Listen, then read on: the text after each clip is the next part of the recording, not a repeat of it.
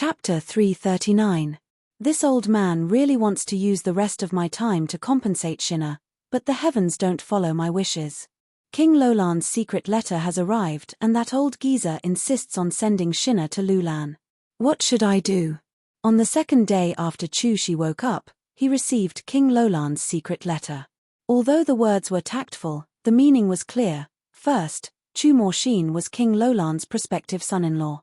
If anyone dares to harm him, Lulan will use all its power to annihilate them. Second, Chu Morshin was to be sent to Lulan as soon as possible. He would personally protect his son-in-law. This was Yarrow Moen's second plan. If Chushi was stubborn, then with King Lulan stepping in, he wouldn't be able to touch a single hair on Chu Morshin's head.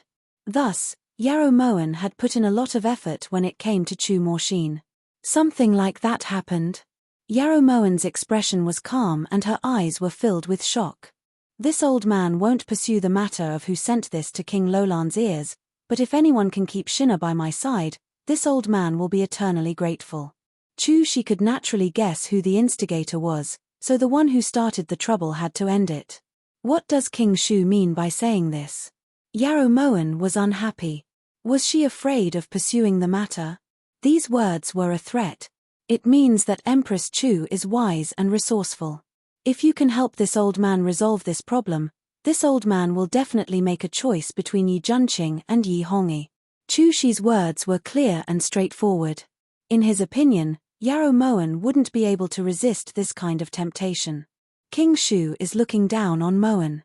Moen treats the austere prince well because we were brought together by fate, not because of benefits.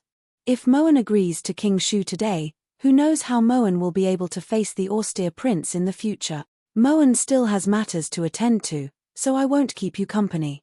Yarrow Moen's words were clear and sonorous, making Chushi feel a little ashamed. Ahem, this old man isn't treating this as a transaction. It's a request. Is a request not enough? Chushi really wanted to scratch his head.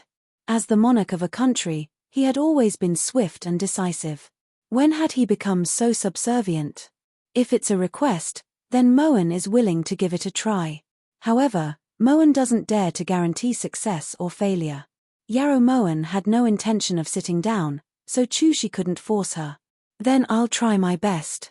I'll thank you in advance, Empress Chu. At this point, Chushi was not in a position to emphasize anything further. When Yarrow Moen returned to the main hall, Chu Morbei and Yi Junqing had just raised their wine cups.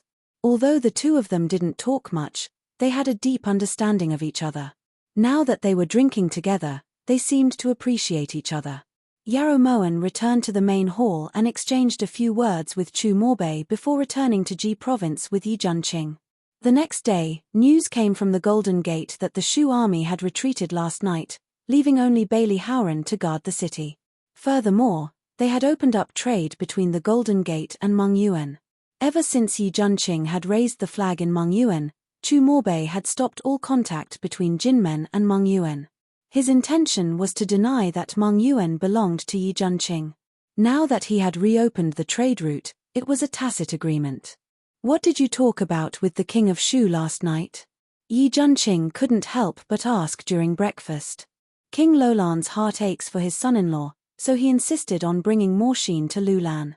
Yarrow Moen felt that the taste of the ginseng soup was very special, so she filled another bowl.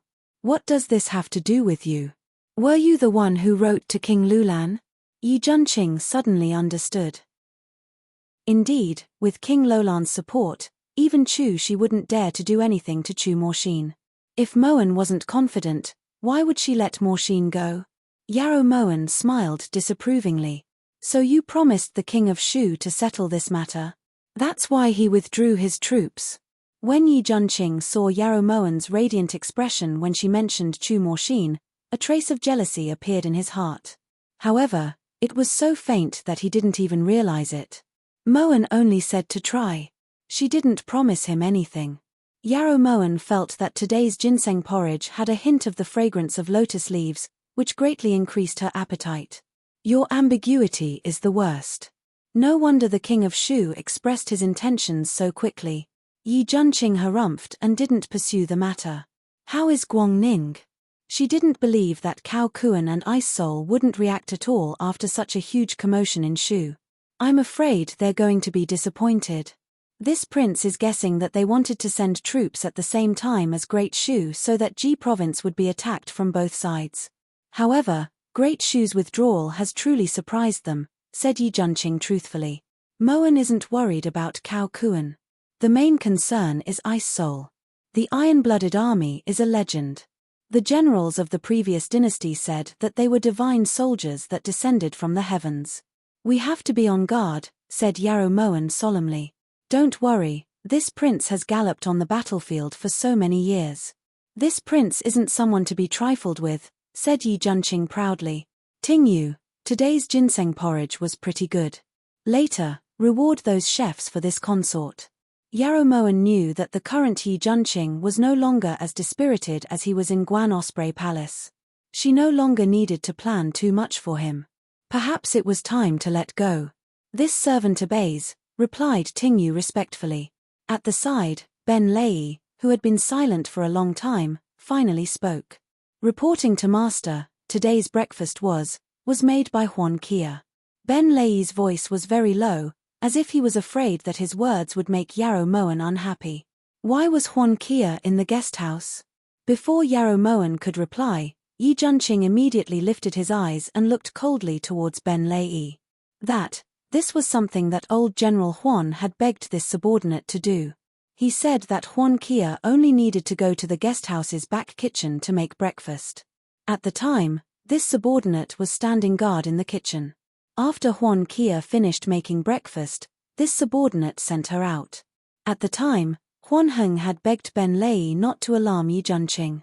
Ben Lei had thought that if he reported this to Yarrow Moan, Yi Junqing would naturally know, so he had kept it a secret. Preposterous. Without this prince's orders, you actually let a stranger into the guest house. Yi Junqing stood up in anger and glared at Ben Lei. Forget it, it's not a big deal. Yarrow Moan put down the porcelain bowl and advised indifferently. How is it a big deal? Before we find a reason to announce it to the world, we can't let anyone know of your current state. Letting others spread this news and this prince saying it personally are two different things. Yi Junqing looked towards Yarrow Moan with eyes full of worry. Yarrow Moan was speechless. She knew that Yi Junqing was thinking for her sake, so if she continued to retort, it would be a bit unreasonable. Thus, Ben Lei was punished to clean the latrines for another month. After returning to her room, Ting Yu hesitated for a long time before speaking. Niang, this servant doesn't know if this servant should say some things, but if this servant doesn't say them, this servant is afraid that this servant will suffocate to death. Ting Yu looked towards Yarrow Moan seriously as if the sky was about to collapse. In reality, Ting Yu had wanted to say these things a long time ago, but because of the matter with Chu Morshin, it had been delayed until now. Say it, Liu Xing is no longer here. No matter what, this consort won't let you suffocate to death. Yarrow Moan found it funny. Ting Yu had never revealed such a serious expression to her before. Niang has also seen it. Right now, Huan Heng is wholeheartedly focused on sending Huan Kia to the guest house. His intentions are as clear as day, said Ting Yu hatefully. Is that so? Yarrow Moan lifted her brows as she looked towards Ting Yu, her eyes as clear as water. Niang is teasing Ting Yu. With Niang's wisdom, you must have already guessed Huan Heng's intentions. However, Ting Yu doesn't understand. Niang will just allow Huan Heng to do as he pleases. After following Yarrow Moan for so long, Ting Yu could naturally see the playfulness in Yarrow Moan's eyes. Chapter 340. It can't be considered reckless. It's understandable that he has the Huan clan in mind. Yarrow Moan sighed lightly as a hint of darkness flashed through her eyes. But he's already the national general, there's no need for him to send his daughter to Prince's side. Ting Yu panicked. Huan Heng was clearly telling his daughter to seduce Prince. Were they really going to follow Huan Heng's intentions? It's always better to be prepared. Also, how did you guess that Huan Kia wasn't willing? Yarrow Moan's calmness surpassed Ting Yu's imagination. Your Highness, Prince hasn't even succeeded yet, but those women are already surrounding him. If This servant feels that you should stop them. Ting Yu believed that as long as master wanted it, no matter if it was Huan Kia or Yu Funning, they definitely wouldn't succeed. With Huan Heng's prestige in the army, if Yi Junqing married Huan Kia, it would stabilize the army's morale. Huan Heng would naturally work even harder. There's nothing bad about that. Yarrow Moen felt that she had no reason to stop them. If Yi Junqing had needed to rely on himself to pull himself together, then right now, Yi Junqing needed to rely on Huan Heng, those generals, and the millions of soldiers. Your Highness, you've done so much for Prince, yet this is the result you want. Ting Yu looked towards Yarrow Moen in disbelief. She had never known that master had tacitly approved of Huan Kia's matter. It's precisely because this consort has done so much that this consort will do anything that's beneficial to Yi Junqing. Yarrow Moen felt a bit helpless. There were no regrets and it seemed like she had no other way out. But Ting Yu doesn't understand. Why did you do everything for Prince? Ting Yu began to cry. She had seen how difficult it had been for Yarrow Moen this entire time. If in the end, Your Highness and Prince couldn't be a couple for the rest of their lives, then it would be a tragic ending. Why? Yarrow Moen muttered quietly. To repay a debt.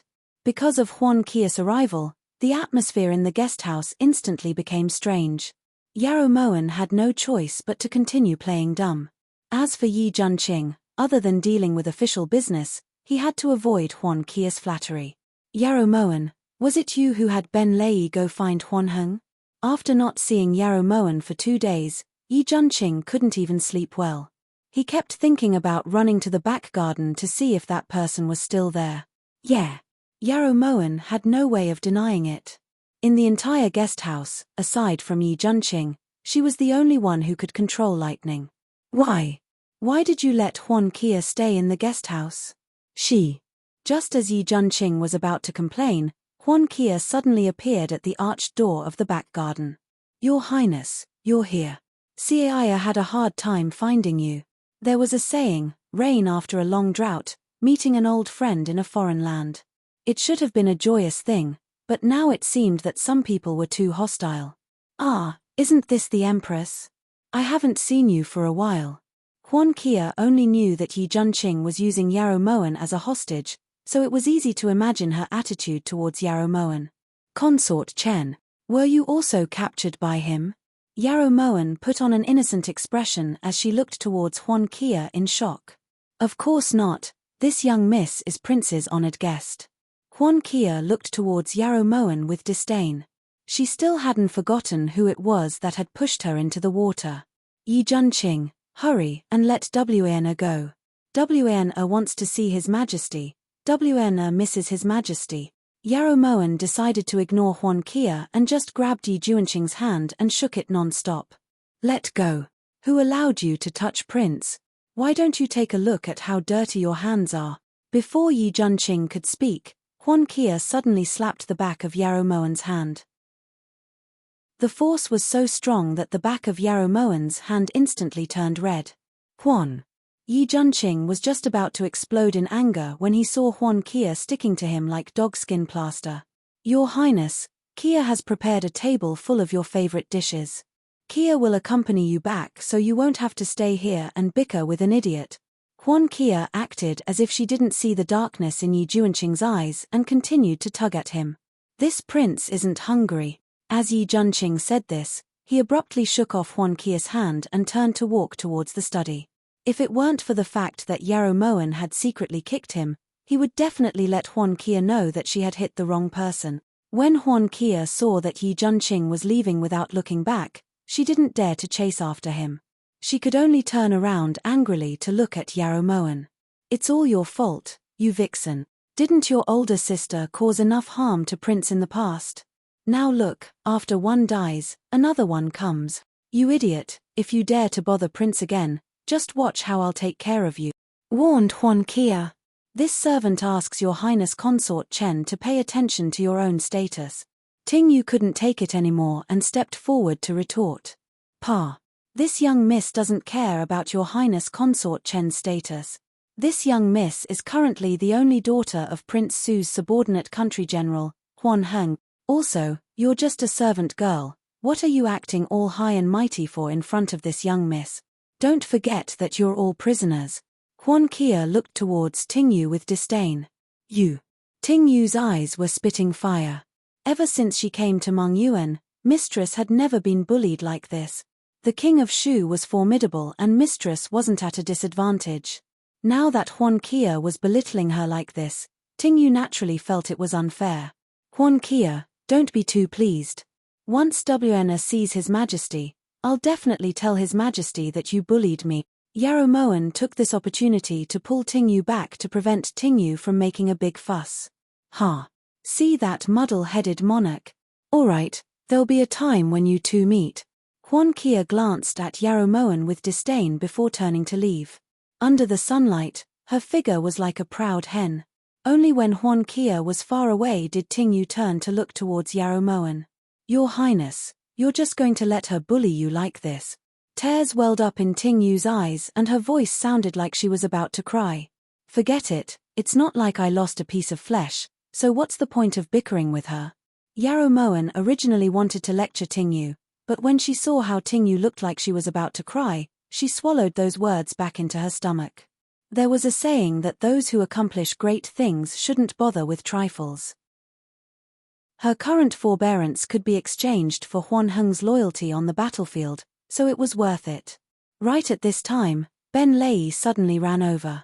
Master, it's Mang Yuan's letter. As Ben Lei spoke, he handed the letter to Yarrow Moen. When Tingyu saw that it was Ben Lei, she finally found an outlet to vent her pent-up emotions. If it wasn't for Ben Lei, Huan Kia wouldn't have come to the guest house. Thus, the moment Ben Lei steadied himself, Tingyu suddenly pinched his arm. Ouch, it hurts. What are you doing? Ben Lei looked towards Tingyu innocently. My hands itched. Tingyu lifted her brows and looked towards Ben Lei. Master. When Ben Lei saw that Tingyu had no intention of apologizing, he turned to look towards Yarrow Moen. Well done. Yarrow Moen's cherry lips curved in a smile before she opened the letter. When he saw that Yarrow Moen had no intention of standing up for him, Ben Lei decided to just endure it. He naturally knew the reason for this undeserved calamity. Your Highness, who sent the letter? Asked Tingyu when she saw the smile on Yarrow Moen's face. Yarrow too. Ever since Huan Kia had come to the rear garden to provoke them, Yi Junqing had ordered people to stand guard at the arched gate of the rear garden. Without his orders, no one was allowed to enter the rear garden. How many days are you going to be gone for this time? Even though Ji province was only half a day's journey from Mengyuan, in Yi Junqing's eyes, it seemed like Yarrow Moen was going on a long journey. There was an unconcealable reluctance on her face. Tomorrow, at the latest, I'll be back the day after tomorrow. Yarrow Moen handed the cotton-padded clothes that she had rushed to make for Yarrow Tu last night to Tingyu. Then tomorrow it is, suggested Yi Junqing, his eyes sparkling. Chapter 341. Prince really can't leave my Niang for even a day. Tingyu casually mentioned. I just can't. She's this prince's hostage. If someone sees her in Mengyuan, wouldn't that be exposed? How about this, you don't go, this prince will bring Yarrow Tu back. Yi Junqing didn't care about the meaning behind Tingyu's words and looked towards Yarrow Moen expectantly. Yarrow Tu is already 60 years old. Does Prince have the heart to let him go back and forth? Also, if Moen leaves, Prince will be able to do whatever he wants with Huan Kia. Although she had tacitly agreed, it didn't mean she didn't care. Whenever Yarrow Moen saw Huan Kia sticking to Yi Junqing, she would still feel very uncomfortable. Which eye of yours saw this prince do it with her? What reason does this prince have to do it with her? This prince's heart. His heart suddenly trembled. Yi Junqing's words got stuck in his throat and he couldn't say them no matter what. This prince only has more sheen in his heart. This sentence that he'd said to Yarrow Moen for almost 2 years actually got stuck in his throat. Yarrow Moen stopped what she was doing and looked towards Yi Junqing. Her clear eyes were like the surface of a lake on an autumn afternoon, rippling when the wind blew. This prince only has more sheen in his heart. Yi Junqing barely managed to finish the sentence, but his mood was no longer the same as before. Prince really doesn't have any new ideas at all. Tingyu, I'm leaving. Yarrow Moen smiled, but she didn't know what to feel. Even after Yarrow Moen left the room, Enchanting still sat there. His heart felt like it was being tugged on by a thin thread. Enchanting didn't know why he had hesitated just now. If his heart didn't only have more sheen, then who had barged into his heart without his permission? Yarrow Moen's departure was so sudden that when she left the guest house, Yin Shui was in the middle of a mission in Guangning. Thus, other than Ting Yu, Yarrow Moen only brought Liu Sha. Half a day's journey passed in the blink of an eye. When Yarrow Moen happily walked into Yarrow Tu's residence, she actually saw a face that she really didn't want to see. "Third miss, you're here." When Yarrow Tu saw Yarrow Moen walk in, he walked over excitedly. "Little sister, you didn't expect us to meet here, right?" Yarrow Sulwan's gentle voice was cold. As she looked at the radiant Yarrow Moen in front of her, Yarrow Sulwan's heart bled. Thanks to Yarrow Moen, ever since she left the Chu Palace and came to Mongyuan, she had thought that the money she brought with her would be enough for her to live the rest of her life in style. However, she hadn't expected that the moment she entered Mongyuan, her money would be snatched away. She was penniless, and even filling her stomach was an extravagant hope. Out of helplessness, she finally clenched her teeth and sold her body. After all, staying alive was more important, but she never imagined that she would be chased out by the madam the moment she arrived at the melancholy spring courtyard. With her beauty, she was actually rejected by the brothel keeper. At this moment, Yarrow Sulwan understood that none of this was a coincidence. Thus, in the following days, Yarrow Sulwan could only rely on begging. She ate and slept in the open, exposed to the sun and rain. She didn't know how much suffering she had to endure. If it wasn't for revenge, perhaps she wouldn't have had the courage to live until now. "Steward Yarrow, what's going on?" Yarrow Moen's voice gradually turned cold. She hadn't received any news that Yarrow Sulwan had escaped their control. What exactly had gone wrong? "Third miss, second miss knows her wrongs. She's kneeling and begging this old servant, saying that she wants to personally apologize to you. This old servant knows that I shouldn't have meddled, but you and second miss are still family with broken bones connected by tendons." Yarrow Tu knew that Yarrow Enchanting had done those despicable things, but no matter how heartless Yarrow Enchanting was, he was still extremely benevolent towards him. Especially when he saw Yarrow Sulwan kneeling in front of him with disheveled hair and a dirty face, Yarrow Tu's heart softened. "Steward Yarrow, this time, you've really made a huge mistake." Yarrow Moen turned around as she spoke. Based on her understanding of Yarrow Sulwan, if Yarrow Sulwan didn't have a way to subdue her, how would she dare to rashly lure her here? "Want to leave? It's already too late." Just as Yarrow Sulwan was speaking, the sound of fighting suddenly came from the roof. Then a black shadow flashed by and Liu Sha fell to the ground, coughing up blood. Liu Sha. When Ting Yu saw that Liu Sha was injured, she immediately rushed over but was stopped by a cold sword. "Empress, long time no see." Qing Long used the tip of the sword in his hand to force Ting Yu back and turned to stab Liu Sha. "If you dare to kill him, this consort will immediately die in front of you." In this moment of imminent peril, Yarrow Moen suddenly pulled out a silver hairpin from her hair and fiercely pressed it against her snow-white neck. "You deceived His Majesty and plotted to usurp the throne, so you deserve to die." Qing Long roared fiercely. If he hadn't seen it with his own eyes, he really wouldn't have believed that the silly empress was actually this scheming. Whether this consort deserves to die or not is up to His Majesty to decide. "What qualifications do you have to speak?" Yarrow Moen walked towards Qing Long step by step, her deep eyes filled with frost.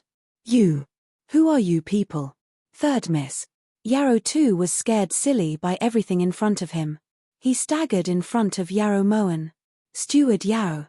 You've caused the death of Her Majesty." Ting Yu fiercely stomped her feet and looked towards Yarrow Tu angrily. "How could this be? How could this be? Second miss, did you send these people? Did you make a mistake?" Yarrow Tu looked towards Yarrow Sulwan in realization. His eyes were filled with grief and indignation. Make a mistake? What did this consort do wrong? The one in the wrong is her, Yarrow Moen. She actually pretended to be an idiot to deceive His Majesty. She deserves to die 10,000 times for her crimes. Yarrow Sulwan smiled sinisterly. Her smile distorted her face. You lied to this old servant. Second miss, have them put down their swords. I beg you. Yarrow too rushed towards Yarrow Sulwan and knelt on the ground to beg. However, Yarrow Sulwan fiercely kicked him away. His head smashed against the ground, causing Yarrow too to faint in frustration and regret. Ching Long, kill her. Yarrow Sulwan walked in front of Yarrow Moen with violent steps. Her deep eyes emitted an icy chill. Ching Long, no matter if this consort is stupid or not, this consort is still the Empress. As for you, you're only a bodyguard by His Majesty's side. Do you think a second-rank bodyguard like you dares to go against the heavens? Yarrow Moen's gaze was cold, but her heart wasn't confident. Perhaps this time, she wouldn't be able to escape. Ching Long, don't listen to her nonsense. Even if you kill her here, no one will know. If it wasn't for the fact that she was secretly helping Yi Junqing, he wouldn't have the ability to resist the imperial court. She's rebelling, she's the one who's going against the heavens. When Yarrow Sulwan saw that Ching Long was hesitating, she suddenly pulled out a dagger from her waist and stabbed it towards Yarrow Moen. With a clang, Yarrow Sulwan's dagger fell to the ground. The tip of Ching Long's sword rang. Ching Long. Yarrow Sulwan gritted her teeth in anger. You were the one who killed ###. Ching Long's blood-red eyes shone with a cold light as he spoke in a low voice. No. Yarrow Moen's gaze was resolute as she calmly denied it. Anyone who admitted it was an idiot. Yarrow Moen sighed inwardly. With Ching Long's blind loyalty, she was confident that she wouldn't lose her life here. Who was it? The tip of Ching Long's sword suddenly slashed across Liu Shao's left ankle, causing a splash of blood. Ah! Liu Shao didn't say anything. He didn't even frown. Yang Nansheng. Yarrow Moen rushed forward, but when she saw that the tip of Ching Long's sword was about to touch Liu Shao's right ankle, she forced herself to stop. It's true. Another splash of blood splattered on the ground. Liu Shao clenched his teeth, but still didn't make a sound. However, the more Liu Shao acted like this, the more Yarrow Moen's heart ached. Ching Long, if you don't want Vermilion Bird and Black Tortoise to be beheaded, then immediately stop. Otherwise, do you believe that even if this consort dies, this consort will still have a way to send your brothers to hell one by one? Yarrow Moen was enraged. The pearl hairpin in her hand abruptly stabbed a little deeper. Cold Zhe's voice was like that of a judge carrying out his duties in hell. Blood trickled down from the snowy neck like a red spider lily blooming in hell. Chapter 342. Yarrow Moen's frightening aura swept over like a hurricane. Azure Dragon's hand that was holding the sword couldn't help but tremble. For some reason, when faced with Yarrow Moen's crimson eyes, Azure Dragon really couldn't bring himself to attack. Azure Dragon, kill everyone here. Otherwise, they'll definitely go to Ji Province to ask for reinforcement. Yarrow Sulwan saw that Azure Dragon was wavering and immediately warned. Release everyone here. This consort will go back with you to see His Majesty.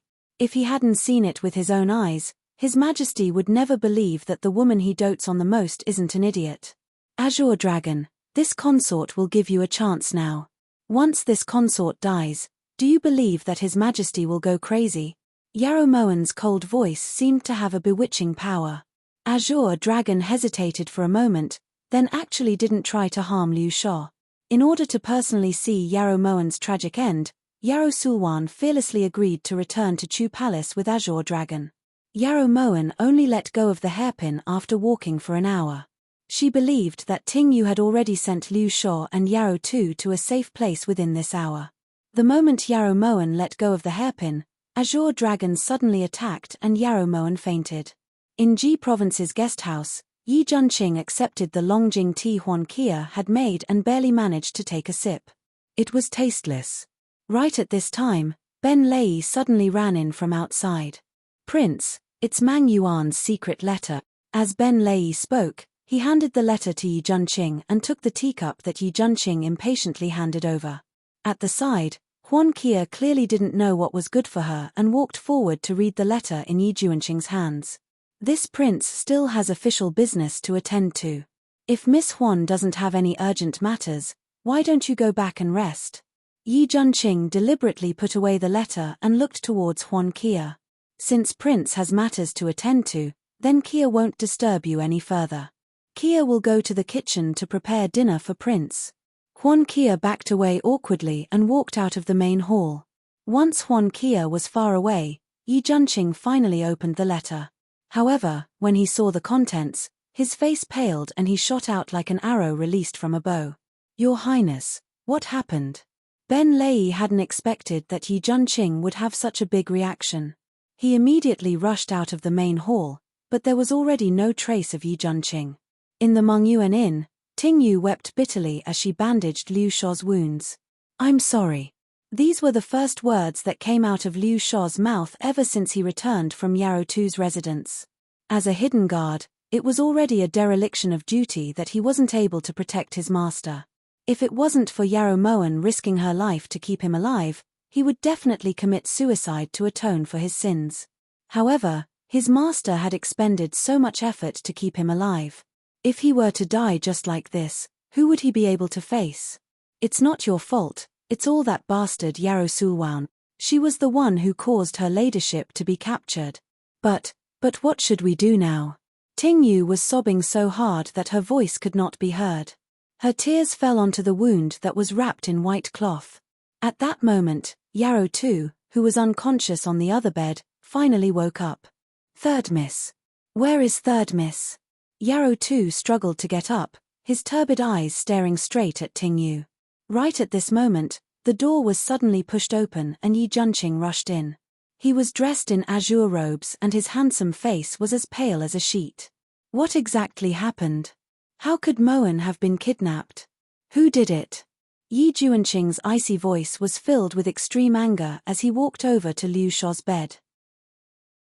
Prince, you've finally come. It was Yarrow Sulwan and Azure Dragon. They were the ones who kidnapped her ladyship. Azure Dragon already knows that her ladyship was pretending to be stupid. He's definitely taken her ladyship back to the Chu Palace right now. Prince, you have to save my family's ladyship. The moment Ting Yu saw Yi Junqing, she immediately knelt to the ground and begged. Liu Shao was incompetent and couldn't protect master. Prince, please punish me. On the bed, Liu Shao couldn't face Yi Junqing anymore and begged for forgiveness. Liu Shao's legs' tendons have already been cut by Azure Dragon. By the time we arrived, Azure Dragon had already set up an ambush. Prince, saving her ladyship is more important. Ting Yu pleaded for Liu Shao. It's all this old servant's fault. I actually believed that second miss was truly remorseful. This old servant has wronged third miss. If something happens to third miss, this old servant won't be able to make up for it even if I die 10,000 times. Yarrow Tu finally understood that he had made a huge mistake. Ting Yu, take good care of Liu Shao and Yarrow Tu. This prince will go and kidnap Yarrow Moen right now. Yi Junqing couldn't wait to hear the whole story. Right now, he just wanted to see Yarrow Moen safe and sound. Just as Yi Junqing was about to rush out of the room, he was blocked by Ben Lei and wind, rain, thunder, and lightning. Prince, you can't leave at a time like this. Ji province might start fighting at any moment. If you leave, who's going to manage the situation? Ben Lei heard everything clearly from outside and immediately blocked Yi Junqing's way.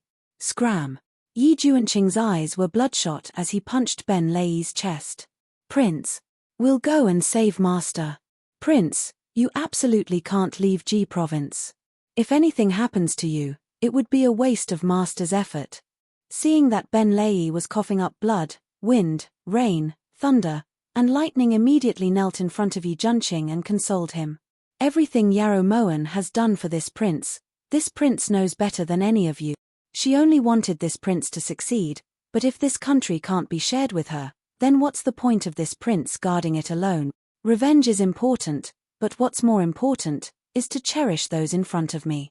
This prince has already lost more sheen. If something happens to Moen, this prince will have nothing left to live for. Yi Junqing's low voice was steady and mournful. Every word he said was like a cuckoo crying blood, causing those who heard it to cry. At this moment, everyone fell silent. Ben Lei choked, but he still couldn't force back his tears. Prince, don't worry, Ben Lei will definitely guard Ji province and respectfully welcome Prince and Master's return. Ben Lei choked with sobs and retreated to the side. This subordinate is willing to stand with Prince and will definitely rescue Master. Wind, rain, thunder, and lightning also stood up and didn't obstruct them anymore. As he watched Yi Junqing and wind, rain, thunder, and lightning's figures disappear from his line of sight, Ben Lei's eyes became misty. Prince finally admitted that he had Yarrow Moen in his heart. So heavens, you can't joke around this time. After chasing for more than 10 days, Yi Junqing and wind, rain, thunder, and lightning had been moving non-stop, but they were still a step too late. By the time they reached the capital of Chu, Yarrow Moen had already been brought into the imperial palace by Azure Dragon. Yi Junqing had originally wanted to charge in, but he was stopped by Yin Shui, who had arrived just in time. Prince, you absolutely cannot act rashly. There are Master's spies in the palace, so why don't you let Yin Shui scout first and make a move after understanding the situation? That way, we can be absolutely safe, suggested Yin Shui calmly. Yin Shui is right. If we charge in rashly, it's very likely that we'll fall into Yi Hongyi's ambush. Feng Lin also felt that Yin Shui's words were reasonable. That's fine, then you have to be careful. Yi Junqing forced himself to remain calm and nodded in agreement. All of you protect Prince well. After Yin Shui gave her instructions, she leaped out of the inn. Inside Guan Osprey Palace, Yarrow Moen stroked the familiar table and chair, her clear eyes flickering with an indistinguishable light. She really hadn't expected to return so early. She hadn't even finished preparing yet, so what should she do? Yarrow Moen, you've caused Ben Gong so much suffering. When Yarrow Sulwan saw Yarrow Moen's content expression, she clenched her teeth in anger. Second older sister has already said this several hundred times on the way here. Can't you say something else? Yarrow Moen glanced at Yarrow Sulwan, then turned to sit on the chaise longue. Without Fluffy and Jewel, this chaise longue seemed much larger. H, you're about to die yet you're still so stubborn. You probably never even dreamed that you'd fall into Ben Gong's hands, right? Yarrow Sulwan looked towards Yarrow Moen with a cold smile. She suddenly felt a bit impatient to see Yi Hongyi's shocked expression and Yarrow Moen's miserable death. Chapter 343. Who's the one being stubborn now? How could second older sister's circumstances be any better than Moen's? Don't forget, second older sister is currently locked up in Guan Osprey Palace with Moen. Yarrow Moen had always felt that hatred would make people have extraordinary rationality, but Yarrow Sulwan's rationality had been eaten by a dog. How could that be the same? This consort came back willingly to prove everything to His Majesty. As long as His Majesty knows that you're not an idiot, he'll definitely know that this consort was wrongly accused back then. Yarrow Sulwan shouted hoarsely as her eyes exploded. Moen, truly pitiful second older sister. Could it be that you still don't understand that Yi Hongyi can't tolerate you not because of Moen's existence, but because you know too much? Of course, even if you weren't willing, Azure Dragon would still forcefully bring you back. Yarrow Moen shrugged as she spoke the truth. It's different this time. This consort promises His Majesty to keep this a secret. Yarrow Moen's words had hit the nail on the head. If she hadn't run into Azure Dragon when she was begging, none of this would have happened. Although she was eager to take revenge, she had never thought of paying with her life. Only a dead person would keep a secret. Yarrow Moen's lips curved into a cold smile when she saw Yarrow Sulwan's pale face. Then she closed her eyes. She needed to think. In the Imperial study, Azure Dragon reported everything that had happened to Yi Hongyi. Your Majesty, this subordinate isn't lying. Her Majesty truly isn't an idiot. In order to save Yarrow too, Her Majesty even used a silver hairpin to press against her own neck. Azure Dragon enunciated each word firmly. Yarrow Moen really isn't a simple person to have this kind of courage and boldness. A feminine voice rang out. Before Yi Hongyi could say anything, the woman sitting next to him spoke up. Perhaps this was just Wanna's reaction in a moment of desperation. It doesn't prove anything. Yi Hongyi refuted as he looked towards the woman next to him. If it weren't for the fact that Yarrow Moen's aura at the time was enough to intimidate the Azure Dragon Guard, Yarrow too, Ting Yu, and that secret guard called Liu Shuo would have already been killed. Yarrow Moen's actions aren't strange at all. What's strange is that just a few words from her were enough to make the Azure Dragon Guard give up on silencing them. The woman's voice was extremely sweet, so sweet that even the Azure Dragon Guard felt his bones soften. Looking towards the source of the voice, Azure Dragon could not help but sigh. Mai Ji, one of the 3 vice-military officers of the Iron Blood Army, was actually so flirtatious, as though she was a fox that had become a spirit. With just a glance, she could hook a person's soul. That was a charming and enchanting face. She had a delicate face, a sharp chin, a small mouth, a cute nose, big round eyes, and long eyelashes. Every part of her was as pure as a child's, but when combined together, she gave off an indescribable charm. That kind of charm seemed to seep into her bones. Just the movement of raising her eyes was enough to give off boundless flirtatiousness. This was especially true when the woman's eyes were slightly red. When she smiled, there was an unconcealable evil aura. At this moment, Mai Ji's hand was caressing Yi Hongyi's shoulder. The corner of her lips curled into a playful smile. No matter what, we don't believe that Wanna would lie to us. That's impossible, Yi Hongyi said resolutely. He did not push Mai Ji's hand away. Ever since Yarrow Moen had disappeared, Yi Hongyi had slept emptily every night. Those ordinary women couldn't arouse his interest at all, until Mai Ji appeared. Yi Hongyi knew that he didn't love Mai Ji, but his body couldn't resist Mai Ji's allure. This was a woman that could make a man go crazy. Just a little bit of her was enough to set him on fire. There was no cure. But Azure Dragon wanted to argue but was stopped by Mai Ji. Seeing is believing. Since Your Majesty doesn't believe me, then let's go take a look. In any case, Your Majesty's heart has already flown over. Mai Ji's bell-like laughter was pleasing to the ear. Then she pulled Yi Hongyi outside. Didn't you say that Zhen's imperial palace is already filled with traps? When Mai Ji had appeared in Chu Palace, she had set up hidden weapons and traps in every corner of Chu Palace. The current Chu Palace could be said to be impenetrable. Even someone with exceptional martial arts wouldn't be able to escape unscathed. Traps are meant to deal with assassins. Your Majesty is naturally different. Mai Ji smiled charmingly. When Yi Hongyi heard this, he immediately shook off Mai Ji and walked towards Guan Osprey Palace. Military Officer Mai, Yarrow Moen really is playing dumb. This subordinate. When Azure Dragon saw that Yi Hongyi had walked far away, he immediately walked to Mai Ji's side and spoke resolutely. It doesn't matter if she's playing dumb or if she's really dumb. Since she's back, she won't be able to leave alive. You don't need to worry about this matter. This seat has its own plans. Mai Ji waved her hand to dismiss Azure Dragon, then swayed as she walked in the direction that Yi Hongyi had disappeared. The sound of hurried footsteps gradually approached. Yarrow Moen let out a deep breath. She waited until the door opened before she opened her eyes. The person that Yi Hongyi had missed day and night was right in front of him. At this moment, Yi Hongyi had long thrown Azure Dragon's words to the back of his mind and rushed towards Yarrow Moen.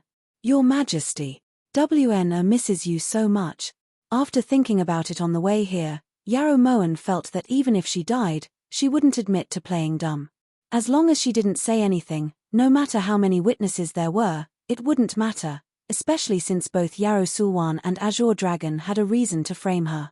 Zhen also misses really misses you so much. Yi Hongyi hugged Yarrow Moen tightly, so tightly that Yarrow Moen found it hard to breathe. Your Majesty, she's been lying to you this entire time. If it wasn't for her, Yi Junqing wouldn't have been able to raise an army in Mengyuan at all. She and Yi Junqing have always been in cahoots. She's not an idiot at all. Yarrow Sulwan was burning with jealousy when she saw how Yi Hongyi was protecting Yarrow Moen in his arms like a precious treasure. Wah. Your Majesty, second older sister is a bad person. Azure Dragon is also a bad person. Second older sister said that she was the real Empress of Chu and that WNA stole her position. Azure Dragon said that died unjustly and that it was WNA who harmed his brother. There's also Yi Junqing. He locked WNA up and didn't even give WNA anything to eat. Wah, In this world, only your majesty loves WN. Yarrow Moen was sobbing like a pear blossom in the rain. Your majesty. Azure Dragon has seen everything. Even if you don't believe Sulwan's words, could it be that you don't believe Azure Dragon's words? Yarrow Sulwan had originally thought that Yarrow Moen would just sit and wait for death. She hadn't expected that Yarrow Moen would actually use this trick. Who knew how many times Yarrow Sulwan had fallen for this trick of playing dumb? Yarrow Sulwan really wanted to ask Yarrow Moen, "Can't you do something else?" Yarrow Sulwan, you've got some guts. You actually dared to secretly leave the Imperial Palace. Did you really think that Zhen wouldn't be able to find you? When Yi Hongyi heard Yarrow Sulwan's voice, he slowly let go of Yarrow Moen. In the blink of an eye, the gentleness in his eyes turned into ice. Your Majesty. Yarrow Moen is just pretending to be dumb. This is the truth. Yarrow Sulwan was no longer calm. Did Yi Hongyi not hear her clearly? Compared to her secretly leaving the Imperial Palace, wasn't Yarrow Moen's matter more worthy of his anger?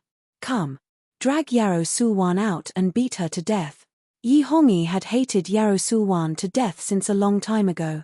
He hadn't forgotten a single thing about how Yarrow Sulwan had threatened him.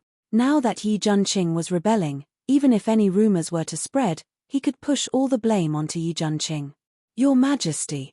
You can't treat Sulwan like this. Yarrow Moen deceived the monarch, the one who should die is her. In order to get revenge for Yarrow Morshin, she colluded with Yi Junqing to rebel. She was the one who had done everything. Your Majesty, are you blind? The one who should die is Yarrow Moen. She knows the cause of Yarrow Morshin's death. She knows everything. Yarrow Sulwan roared hysterically. Her eyes were bloodshot and they seemed to be spitting out flames as they shot towards Yarrow Moen, who was hiding behind Yi Hongyi. Chapter 344. Yarrow Moen still felt a bit regretful. After all, she wanted to keep Yarrow Sulwan alive. She still hoped that Yarrow Sulwan would be able to expose Yi Hongyi's evil deeds in court. However, she couldn't even protect herself right now, so she really didn't have that ability. Just as Yarrow Sulwan was about to be dragged out of Guan Osprey Palace by the guards, Mai Ji arrived with small steps. Your Majesty just escaped danger. Your Majesty, just treat it as a blessing. Just spare Consort Li. Besides, this seat still has some use for this seat. Mai Ji's appearance caused Yarrow Moen to jolt. The moment she had called herself this seat, Yarrow Moen had guessed her identity. It seemed that Yi Junqing's raising of the flag had alarmed the iron-blooded army. First it was Ice Soul, and now Mai Ji. Your Majesty, spare me. Sulwan knows her wrongs.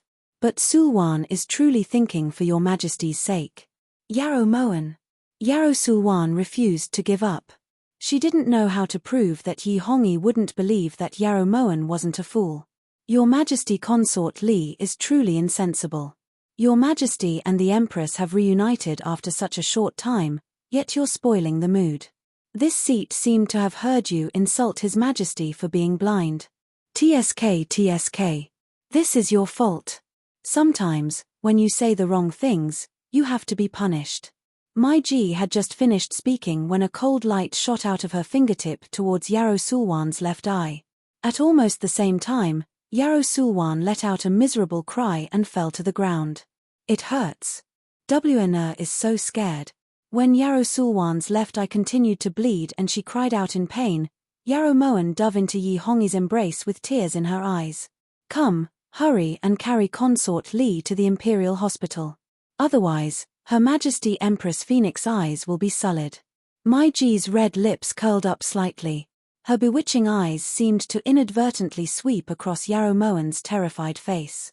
Then, she swayed and left without saying another word.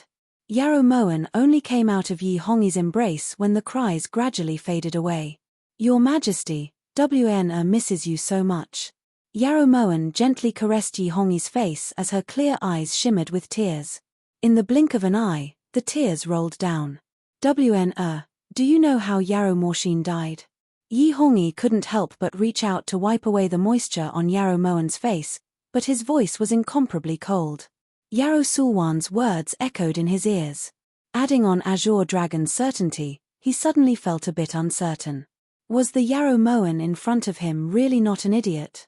Second older sister said that it was His Majesty who threw eldest sister's child to death and even gave eldest sister a dagger. She said that although eldest sister committed suicide, she was forced to death by His Majesty. But WNA doesn't believe even a single punctuation mark in second older sister's words. Yarrow Moen's eyes flickered with tears as she looked towards Yi Hongyi resolutely. Why? Yi Hongyi stared closely into Yarrow Moen's eyes. He was very afraid that he would see a gaze that didn't belong to an idiot in Yarrow Moen's eyes, so his grip on Yarrow Moen's hand gradually tightened. Because WNA said that no matter what His Majesty says, WNA will believe it. His Majesty said that eldest sister died from a difficult birth, then eldest sister died from a difficult birth. Although what second older sister said is so true, WNA knows that she just wants WNA to hate His Majesty. But what can I do? WNA can't do it. WNA can't hate His Majesty. How eldest sister died isn't important at all. What's important is that WNA only has His Majesty left now.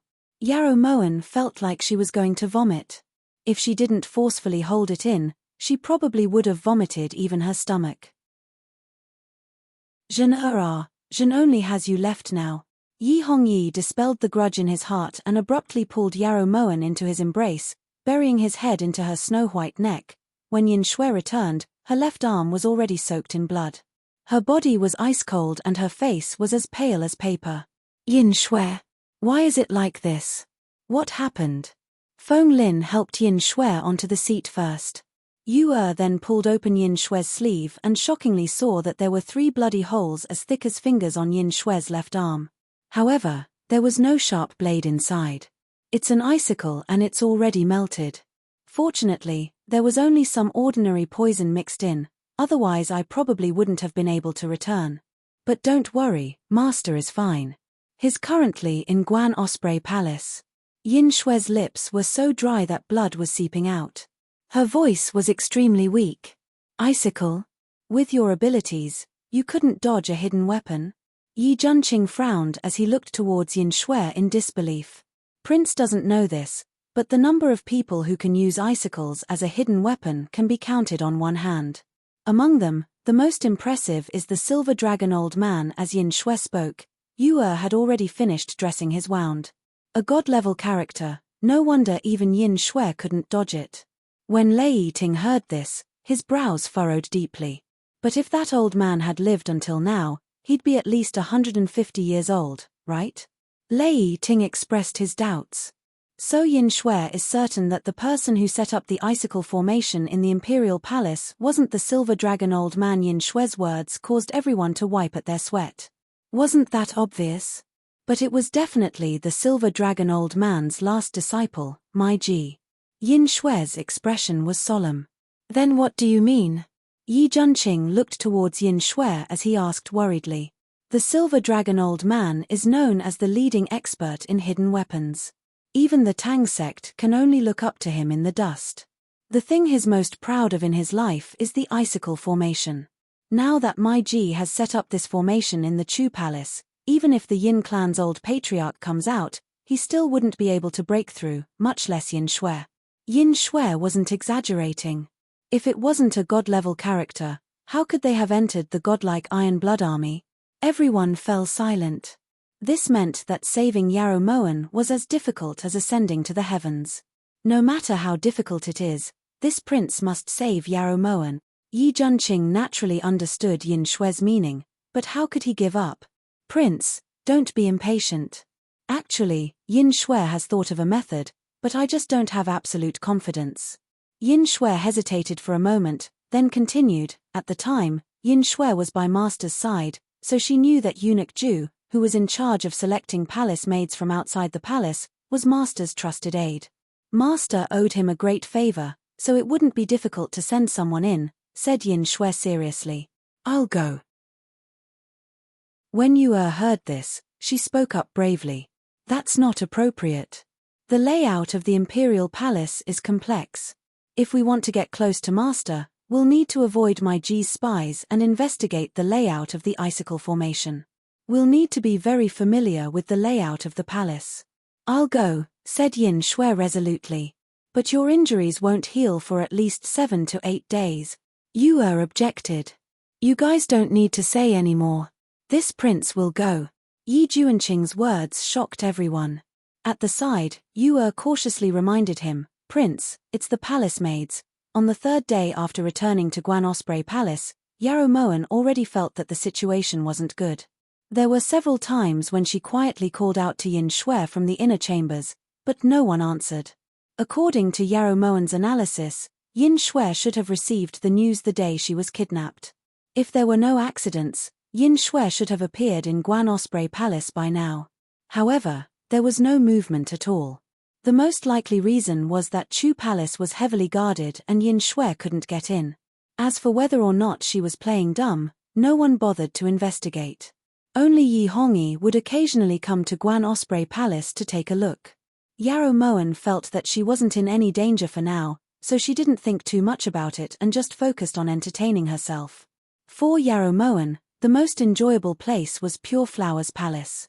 At the time, Yarrow Sulwan had been carried to the Imperial Hospital to hastily bandage her left eye before being carried back to Pure Flowers Palace. Second older sister, are you feeling better?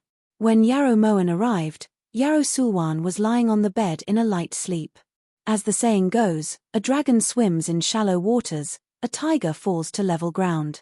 The once unparalleled Yarrow Sulwan had offended quite a few people, so when she was down and out, she suffered retribution. Even though those imperial doctors had helped her stop the bleeding, they had only applied the lowest grade painkillers, so Yarrow Sulwan had been in pain the entire night. She had only just begun to feel a little tired.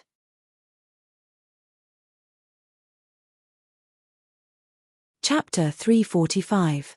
Yarrow Mo Wan. Yarrow Mo Wan, you devil. I hate you. Get lost. When Yarrow Sulwan heard Yarrow Moen's voice, she jumped up from the bed and glared fiercely at her mortal enemy with her remaining right eye. Second sister, don't be like this. This isn't Wan's fault. Wan already told second older sister not to speak ill of His Majesty, but second older sister didn't listen. Now that she only has one eye left, who can she blame? Yarrow Moen saw that Yarrow Sulwan's left eye was covered by a white gauze and that there were faint traces of blood seeping out of the gauze. Yarrow Moen suddenly thought of a saying, a sin caused by heaven can be forgiven, but a sin caused by oneself cannot be forgiven. This kind of punishment was far from enough for Yarrow Sulwan. Yarrow Mo Wan, what other tricks do you want to play? Yarrow Sulwan saw that Yarrow Moen was wearing an innocent face, but the look in her eyes was incomparably evil. For a moment, Yarrow Sulwan didn't dare to step forward. She only leaned against the side of the bed and questioned angrily. Second sister, what are you talking about? Wanna didn't have second sister's ability.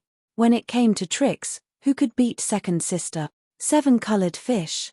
Do you think Wanna is stupid? How could there be a 7-colored fish in this world? Even if there was, someone as evil as second sister would definitely not be able to see it. Me. You want to steal the emperor from Wanna.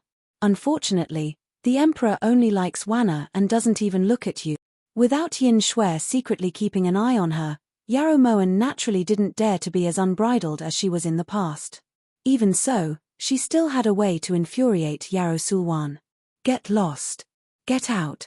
This empress doesn't want to listen to you. This time, Yarrow Sulwan was completely enlightened. Regardless of whether Yarrow Moen was there or not, Yi Hongyi would never tolerate her.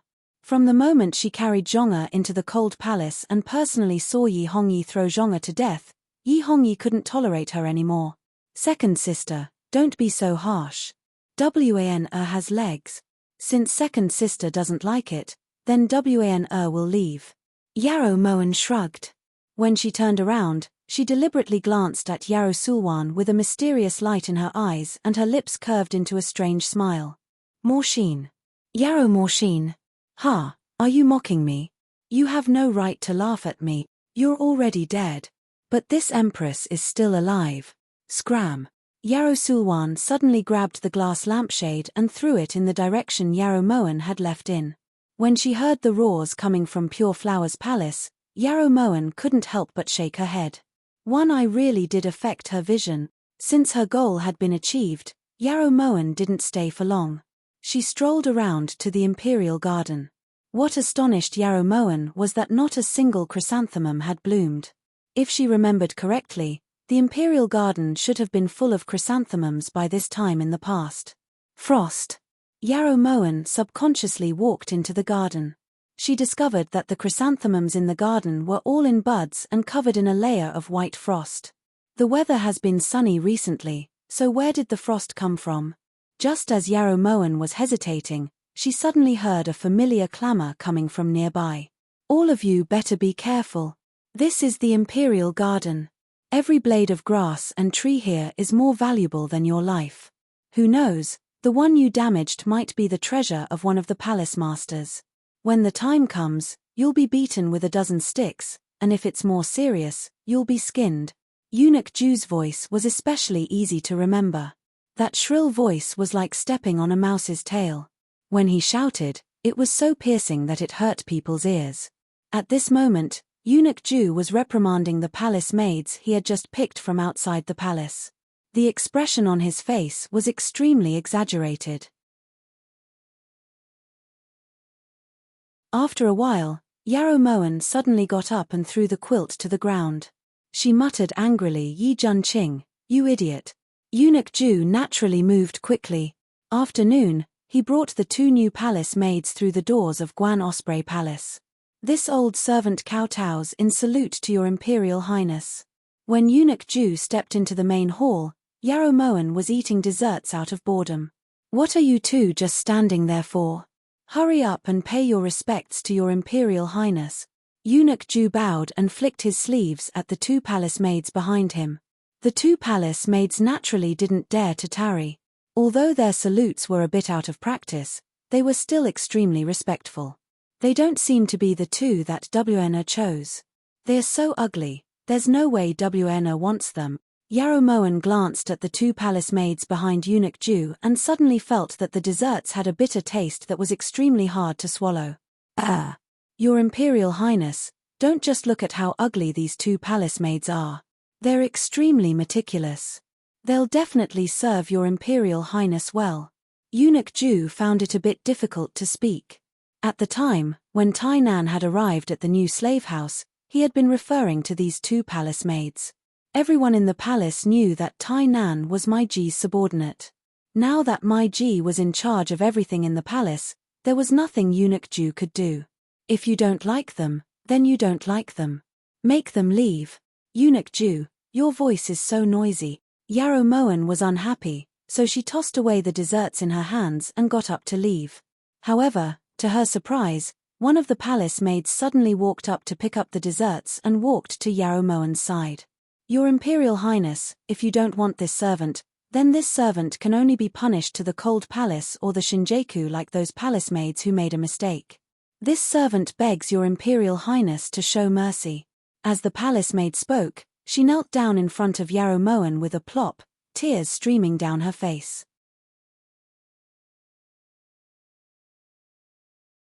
Chapter 346. Why are you crying all of a sudden? All right, just stay. But you guys have to be obedient. Yarrow Moen said reluctantly. Niang, don't worry, this servant will definitely listen. The kneeling palace maid wiped her tears and kowtowed in thanks. Yarrow Moen turned to look towards the other palace maid. Then what about you? Are you going to stay as well? Yarrow Moen's brows furrowed as she looked at the palace maid in front of her. She was very angry inside, but she had to suppress her laughter to the point of suffering internal injuries.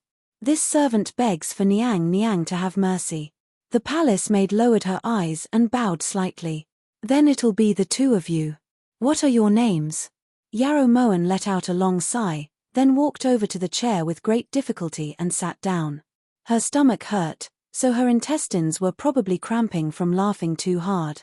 This servant Yua kowtows in salute to Niang. Yua stood up happily and walked behind Yarrow Moen to look at the palace maid behind Eunuch Jew. This servant Chinga kowtows in salute to Niang. Yi Junqing had once thought that the most painful thing in the world was to go to the battlefield and return with a dead body on the battlefield. But that wasn't the case. The most painful thing was to clearly be a man but act like a woman. Then it's the two of you. Eunuch Jew, you can leave. Yarrow Moen nodded and dismissed Eunuch Jew. Just as she was about to pick up the teapot, Yua had already poured some tea for her.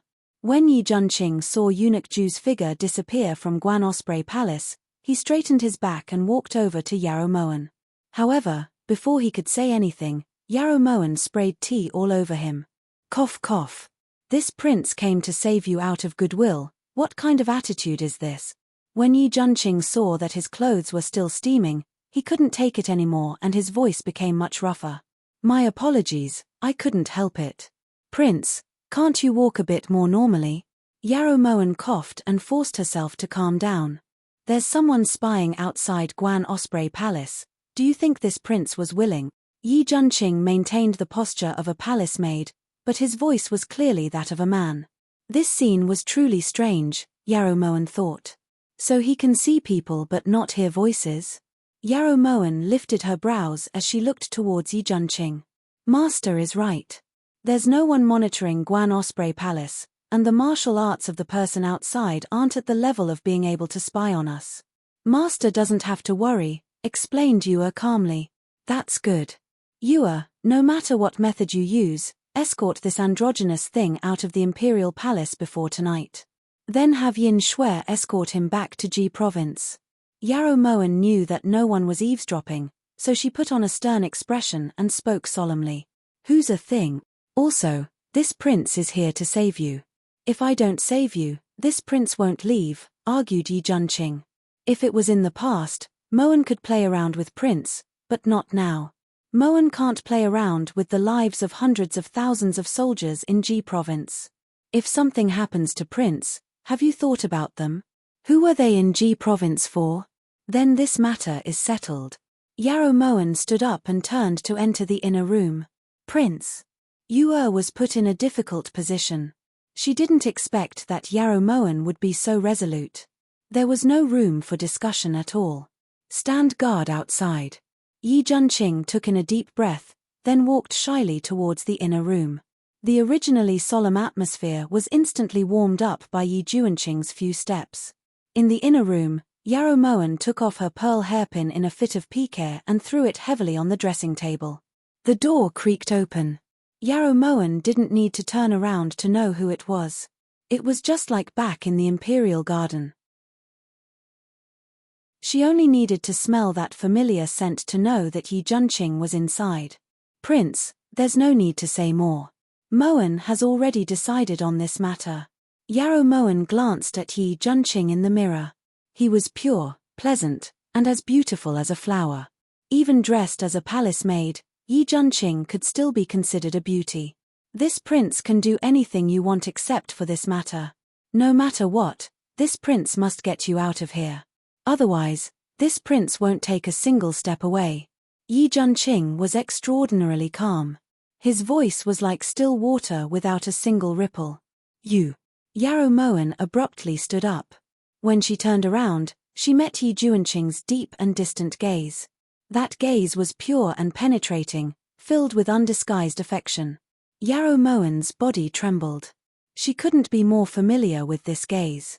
How many times had she ignored this gaze and purposely ignored Yi Junqing's affection? Now she regretted it, but she still couldn't accept it. Beauty traps are useless against Moen. Yarrow Moen harumphed coldly, then sat back down on the chair. When Yi Junqing heard this, his face turned pale. Who told you this was a beauty trap? This is clearly a beauty trap. Yi Junqing criticized silently.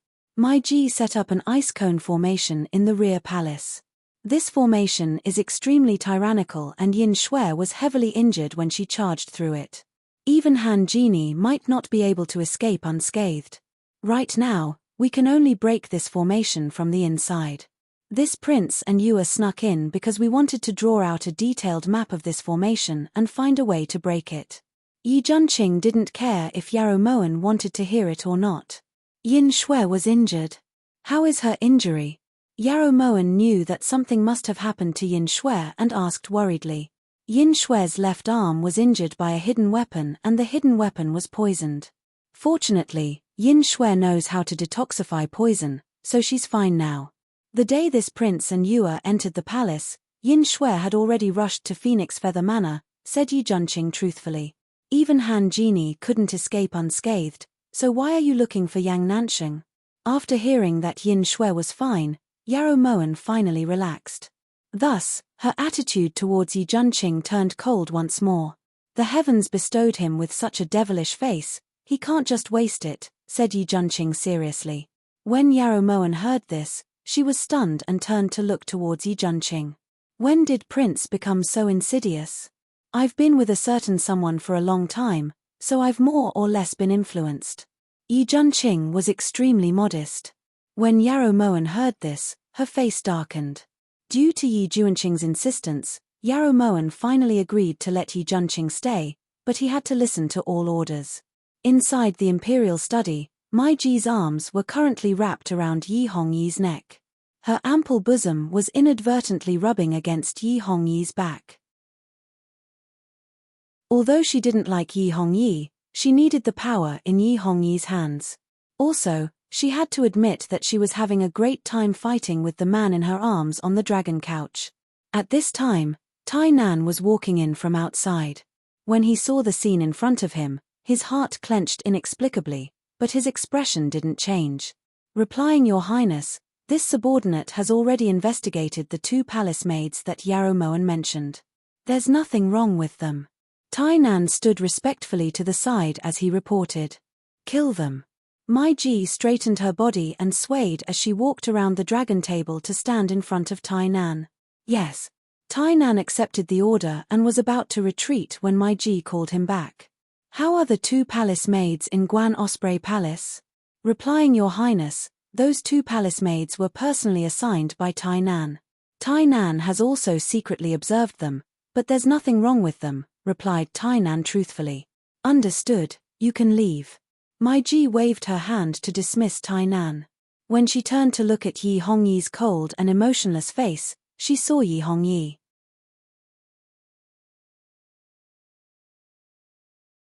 Chapter 347. She's our empress, you're going too far. Yi Hongyi looked towards Mai Ji coldly as he reprimanded. Your Majesty is wrongly accusing Mai Ji. If it wasn't for Mai Ji's strict defenses, Your Majesty believes that the Empress would have been kidnapped the 2nd day after she entered the palace. Mai Ji didn't get angry. She gracefully walked back to Yi Hongyi's side and her slender fingers brushed past Yi Hongyi's handsome face. What do you mean? Yi Hongyi unintentionally brushed Mai Ji's hand aside. On the 2nd day after Empress entered the palace, the leading hidden guardian clans Yin Shui wanted to charge into the palace. If it wasn't for Mai Ji's icicle formation, Empress would have been captured by her a long time ago. As Mai Ji spoke, her jade fingers moved restlessly into Yi Hongyi's clothes. Yin Shui? Who's Yin Shui? Yi Hongyi never paid attention to the matters of the martial world, so he naturally hadn't heard of the Yin clan. Who Yin Shui is isn't important. What's important is that Yin Shui's master is Yang Nansheng, the current alliance head of the martial world, the master of Phoenix Feather Manor. Also, his Yi Junqing's senior brother. Why does Your Majesty think that Yang Nansheng wanted to kidnap the Empress? Mai Ji's slender arms moved like a snake as she undid Yi Hongyi's clothes. Her fingers moved in circles on Yi Hongyi's firm abs. Yi Junqing. He actually dares to have designs on Wan. Watch if we don't skin him alive. Yi Hongyi's gaze turned cold as he roared. Right at this time, there was a sudden commotion outside. Yi Hongyi was just about to speak when Yarrow Moen suddenly pushed open the door and barged in. She just happened to see this scene. Your Majesty. Your Majesty doesn't like playing with Wan anymore. Yarrow Moen hadn't thought about catching them in the act, but since she saw it, she had to say something. Wan. Wan, why are you here? The moment Yi Hongyi saw Yarrow Moen, he suddenly pushed Mai Ji away and got off the throne. Your Majesty didn't go find Wan today. Wan missed Your Majesty, that's why I came. Yarrow Moen looked towards Mai Ji timidly as she rubbed against Yi Hongyi's chest. The more Yarrow Moen thought about it, the more she felt that aside from Mai Ji, Yi Hongyi would also be familiar with the layout of the icicle formation.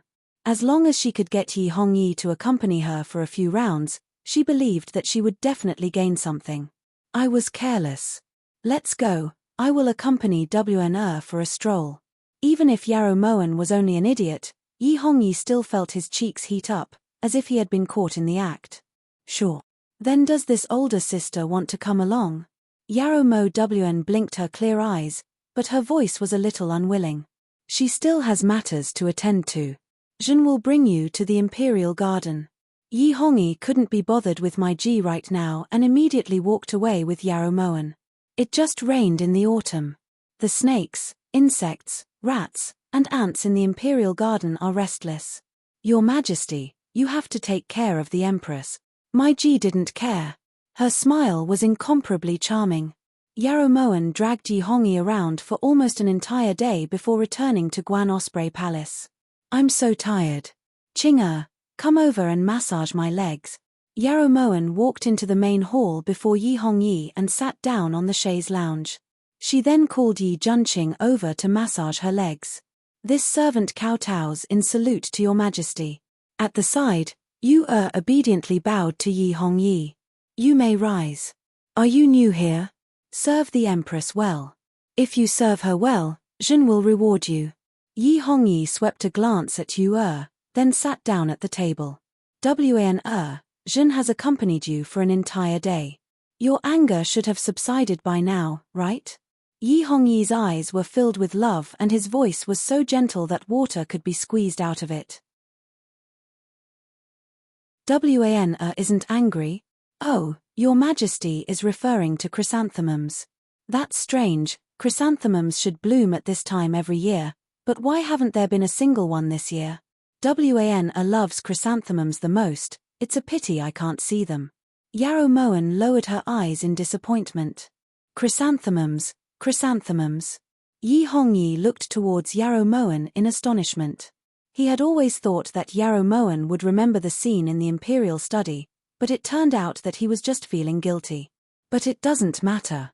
With your Majesty accompanying me, WN will be happy no matter what I see. Yarrow Moen suddenly smiled brightly like a spring flower, but the corners of her lips twitched. As long as WN is happy. Jin still has some memorials to read, so I won't be staying to accompany you tonight. However, Jin promises WN that Jin will definitely come to accompany you tomorrow. Yi Hongyi also felt extremely tired.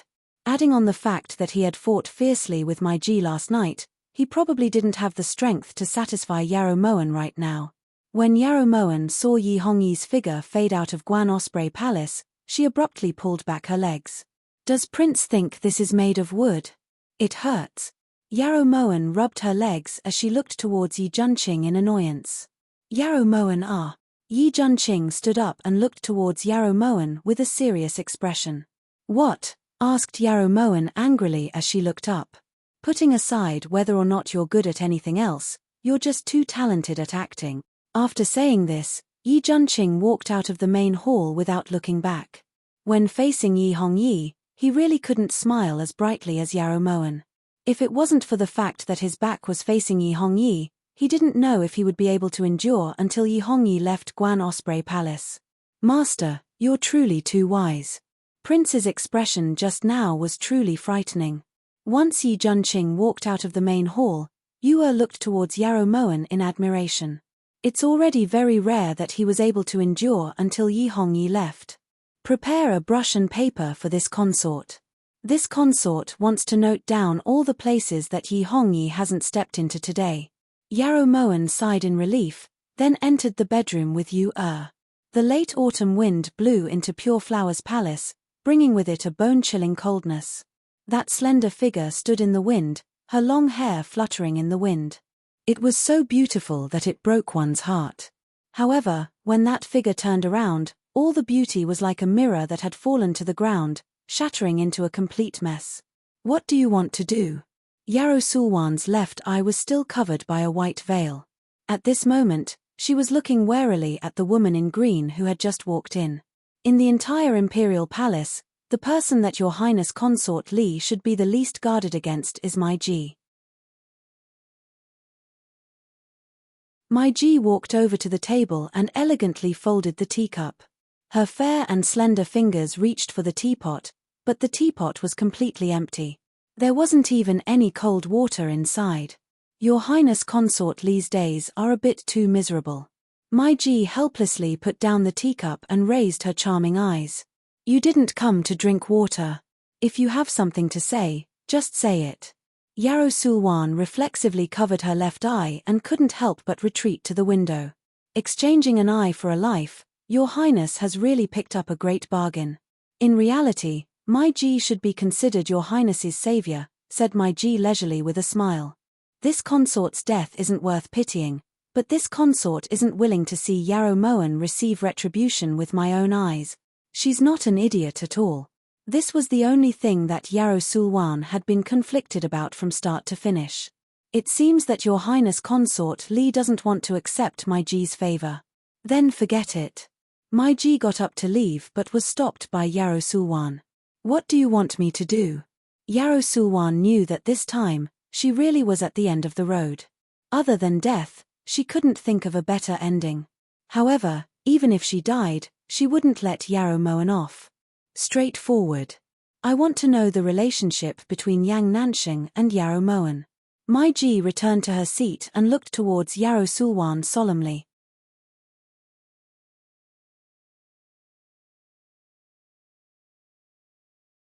Chapter 348. Yang Nansheng. Yarrow Sulwan furrowed her brows. This name sounded very unfamiliar. You've fought with Yarrow Moen for so long. You don't know anything about her? Mai Ji didn't seem to care. If this consort remembers correctly, Yang Nansheng seems to be Yi Juanqing's senior brother. Is he related to Yarrow Moen? Yarrow Sulwan looked towards Mai Ji in confusion. Mai Ji was speechless. She finally understood why Yarrow Sulwan had fallen into such a miserable state. Just as Mai Ji was about to leave, Yarrow Sulwan seemed to have thought of something and spoke up. Yarrow Moen has a hidden guard whose martial arts are extremely powerful. I think she's called Yin Shui. Yarrow Sulwan didn't want to give up her last hope. Her heart suddenly shook as if a needle had pierced through it. It hurt, but she couldn't find the source of the pain. Mai Ji slowly turned around and looked at Yarrow Sulwan coldly. What did you say Yarrow Moen's hidden guard was called? Her voice was like an icicle from the top of a snowy mountain. It was so cold that it made people shiver. She's called Yin Shui. Yarrow Sulwan didn't understand why Mai Ji would have such a big reaction. Her voice trembled slightly as she subconsciously tried to cover her right eye. Are you sure Yin Shui is Yarrow Moen's hidden guard? Mai Ji approached Yarrow Sulwan step by step. The powerful pressure made it hard for Yarrow Sulwan to breathe. That Yin Shui calls Yarrow Moen master, so she should be her hidden guard. Back then, Yi Zixiao had transferred Ling Yun to her. At that time, she knew that hidden guards only had one master. Since Yin Shui called Yarrow Moen master, then Yin Shui was definitely Yarrow Moen's hidden guard. Yang Nansheng was actually willing. He was actually willing to give Yin Shui to Yarrow Moen. Mai Ji gritted her teeth. Everyone knew how valuable the Yin clan's hidden guards were. If it wasn't for their special relationship, how could he have given Yin Shui to Yarrow Moen and not Yi Juanqing? Yin Shui was originally Yang Nansheng's hidden guard. Ah! Yarrow Sulwan had just opened her mouth to question when she heard two whooshing sounds. When she looked back, she saw that two finger-thick holes had appeared in the wall. Sensing Mai Ji's rage, Yarrow Sulwan instantly fell silent. She just stood there timidly, not daring to say anything. You have a way to deal with Yarrow Moen? Mai Ji took a deep breath and looked towards Yarrow Sulwan coldly.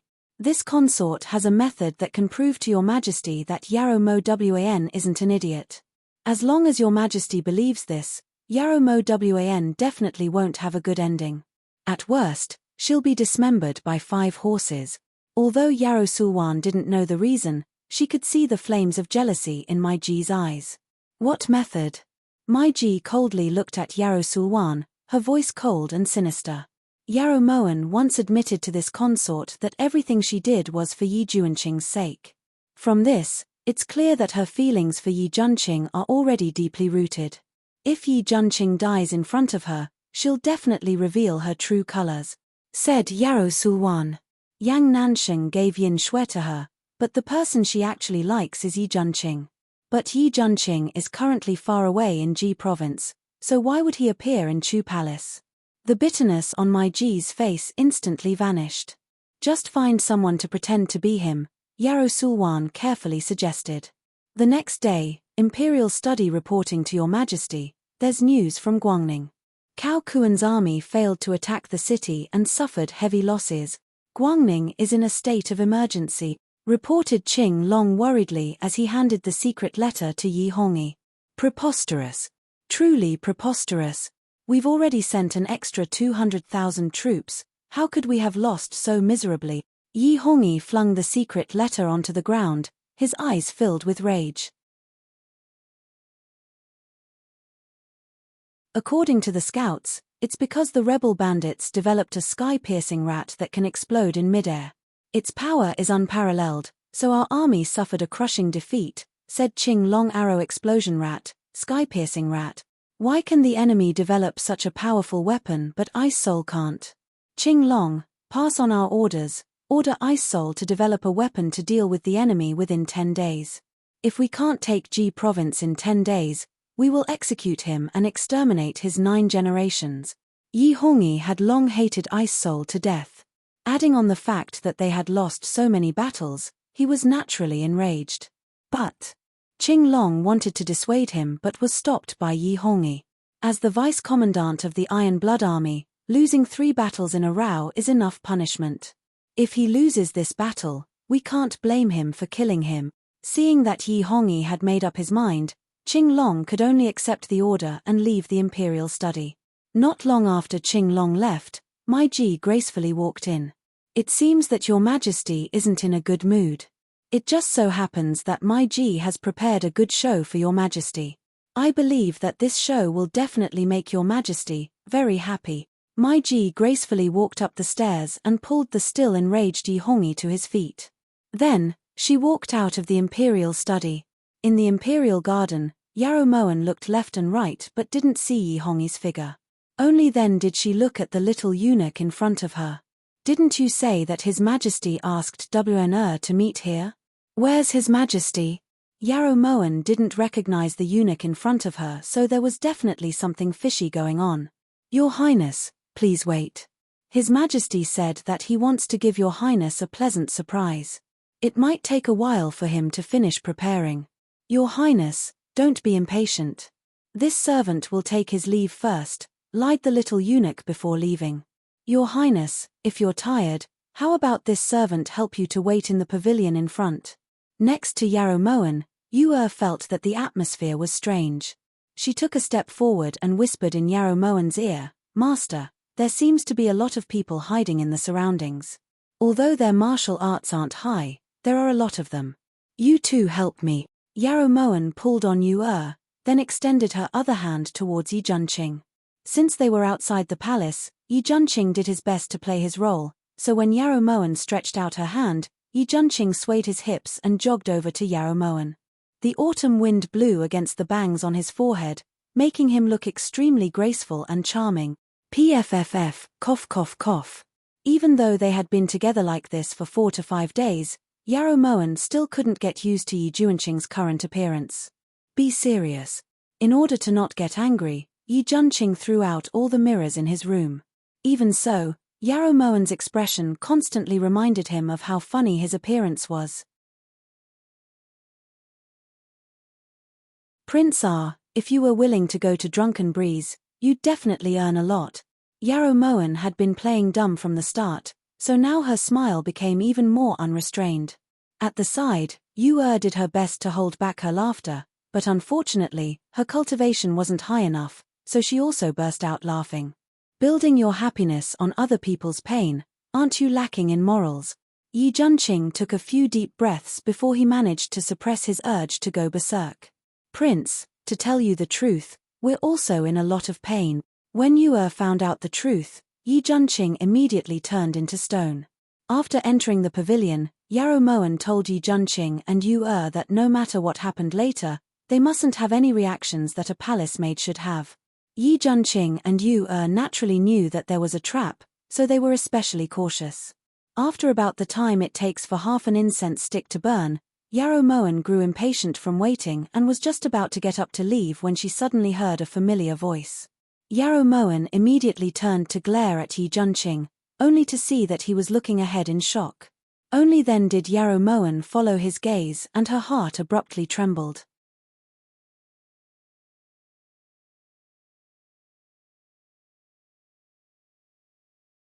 Chapter 349. Moen, this prince has finally found you. Hurry and come with this prince. As Yarrow Moen looked at the man in front of her who looked and sounded exactly the same as Yi Junqing, she was stunned.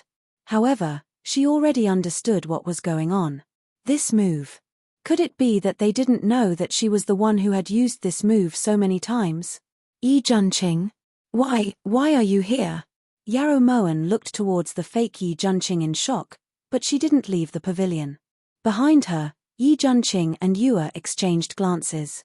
They both felt that this wasn't going to be easy to act out. If that fake Yi Junqing decided to shoot the two of them, then wouldn't they be dead? Die. Or die. Moen. You. Just as Yi Junqing was about to walk forward, Yarrow Moen suddenly shouted. Don't come over yet. Squat down and cover your eyes. Without my permission, you're not allowed to turn around. Yarrow Moen suddenly turned around and winked at Yi Junqing and Yue. The two of them naturally understood and squatted down in the safest corner. Moen, this prince has come to save you. Hurry and come with this prince. Just as the two of them squatted down, the fake Yi Junqing had already jumped in front of Yarrow Moen. He grabbed Yarrow Moen's arm with one hand and pulled her out of the pavilion before she could speak. Almost at the same time, several dozen Imperial guards appeared, all of them armed with weapons. Insolent traitor, you actually dared to intrude into Chu Palace. Guards, kill without mercy. As soon as the leader of the Imperial Guard said this, the rest of the guards rushed over like a swarm of bees. Moen, don't be afraid. With Junqing here, nothing will happen to you. Yi Junqing gripped Yarrow Moen's hand tightly with one hand and pulled out a long sword with the other to block the Imperial Guards. This is what you get for not giving me food. This is what you get for not letting me go and finding His Majesty. Watch how Wanna takes care of you. Just as Yi Junqing was busying himself, Yarrow Moen suddenly pulled out a dagger from her sleeve. After aiming for a long time, she finally managed to cut Yi Junqing's pinky finger. Ah! Moen! Yi Junqing looked towards Yarrow Moen in pain. His shocked eyes instantly turned cold and the sharp sword in his hand stabbed towards Yarrow Moen's heart. Ah! Yi Junqing killed someone. In a moment of desperation, Yarrow Moen abruptly threw away the dagger and ran towards the pavilion. Almost at the same time, Yi Junqing and Yue hugged Yarrow Moen from the corner. If they wanted to live after this, they had to show enough loyalty now. Fortunately, the Imperial Guards weren't idiots. In the next second, they surrounded Yi Junqing. Moen, don't tell me you've forgotten our oath. Why? Yarrow Moen's heart didn't ache in the slightest as she watched more than 10 blades slash at Yi Junqing until he was drenched in blood. Thus, in this moment, she felt that she had wrongly cursed Chu Shi. Perhaps he had known from the start that that person wasn't Chu Morshin, which was why he had mercilessly killed him. However, when he saw the real Chu Morshin collapse in front of him, his heart should have ached. Fortunately, you're not that stupid. Yarrow Moen muttered as she looked at Yi Junqing, who had fallen to the ground in despair. She took a moment to glance at Qing'e, who was wholeheartedly holding her. This prince wants to, but I have to be able to break in first. Yi Junqing felt that even if he died like this, it wouldn't be as painful as this. Why are you two idiots hugging me? I'm going to find His Majesty. Your Majesty. Yi Junqing wants to kill someone. When Yarrow Moen saw that Yi Junqing had no more strength to fight back, she suddenly shouted. Then she broke free from the two people next to her and ran out of the pavilion. In the shadows, Mai Ji's expression was extremely unsightly. Her charming eyes were suffused with cold. This is the good show you wanted us to watch. Not bad, it really is a good show. Yi Hongyi glanced at Mai Ji, then swung his sleeves and impatiently walked towards Yarrow Moen. Wanna. Yi Hongyi suddenly appeared in the corner. When Yarrow Moen heard this, she turned around and a trace of a playful smile flashed through her eyes. Your Majesty, hurry and come. Yi Juanqing's caught him, he's right there. Yarrow Moen stumbled over to Yi Hongyi and pulled him back to the pavilion. At this time, that so-called Yi Juanqing was no longer breathing. When the imperial guards saw Yi Hongyi walk over, they stood to the left and right and waited respectfully. Your Majesty, look. He actually wanted to capture Wanna and bring her back. Just now, he wanted to kill Wanna, this scoundrel. Who told him not to give Wanna food to eat? Who told him to rebel? He deserved to die. Yarrow Moen glared at the corpse on the ground and tightly wrapped her arms around Yi Hongyi's arm. Wanna. Yi Hongyi ignored the corpse on the ground and looked deeply at the beauty next to him. Tchem. Yarrow Moen blinked towards Yi Hongyi. Even if the entire world doesn't believe you, we believe. We believe that in Wanna's heart, there is only us. Yi Hongyi gently stroked Yarrow Moen's hair, his eyes filled with love. Wanna only has your Majesty in her heart. Yarrow Moen nodded firmly as if using her own method to make a vow. Yi Hongyi's heart was moved and he immediately pulled Yarrow Moen into his embrace. In the pavilion, Yi Juanqing saw all of this. He clearly knew that Yarrow Moen was acting, but his heart felt like it was on fire and the pain was unbearable. Thus, after returning to Guan Osprey Palace, Yi Juanqing didn't say anything. Your Highness, are you scared? When Yarrow Moen saw that Yi Juanqing was expressionlessly sitting on the chaise lounge for a long time without saying anything, she looked towards Yue in confusion. Maybe he's angry. Yue replied seriously. Yarrow Moen, this prince will help you charge out. Yi Juanqing finally spoke, but there wasn't the slightest hint of ridicule in his eyes. Charge out of Guan Osprey Palace and then get turned into a sieve by my Ji and the others? Yarrow Moen didn't think much of it. They had only died once, so they really didn't learn from their mistakes. But, just as Yi Juanqing was about to retort, a shrill voice suddenly came from outside Guan Osprey Palace. This old servant kowtows in salute to your highness. Yarrow Moen was rather surprised by Eunuch Ju's appearance. Eunuch Ju, speak a little quieter, it's so piercing, said Yarrow Moen angrily as she subconsciously covered her ears. Your highness, please quell your anger. This old servant knows his wrongs, When Eunuch Ju saw Yarrow Moen frown, he immediately lowered his voice and respectfully waited at the side. Eunuch Ju, why have you come?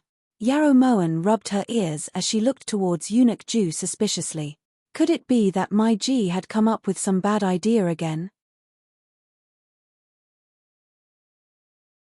That's right, this old servant almost forgot. Wasn't your highness dissatisfied with these 2 palace maids that day? Today, this old servant brought another one. Your highness, please take a look and see if you're satisfied. As Eunuch Ju spoke, he turned around, but there was no one behind him. Aya, what are you hiding outside for? Hurry up and come in to kowtow to your highness. Yarrow Moen and Yi Juanqing exchanged a glance, then looked towards the door. When they saw this palace maid who had finally come out, everyone was dumbstruck. How charming, how enchanting, how perverted. The 3 of them sighed inwardly. Although the palace maid in front of them was dressed like an ordinary palace maid, when this ordinary palace dress was put on her body, it shone with extraordinary splendor. Her appearance was devastatingly beautiful and it was hard to tell if she was a man or a woman. This was especially true when she lowered her head submissively. Anyone who saw her would feel an urge to pounce on her and fiercely beat her up.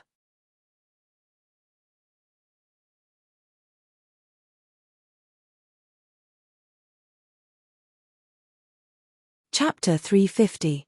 You. What's your name? Yarrow Moen used a lot of effort to close her mouth, but she couldn't control the rise and fall of her voice. This servant is Shanga. Yang Nansheng's voice was extremely pleasant to listen to. It was gentle but not sinister, like an oriole leaving the valley, yet also like the sounds of nature. Eunuch Ju, take him back.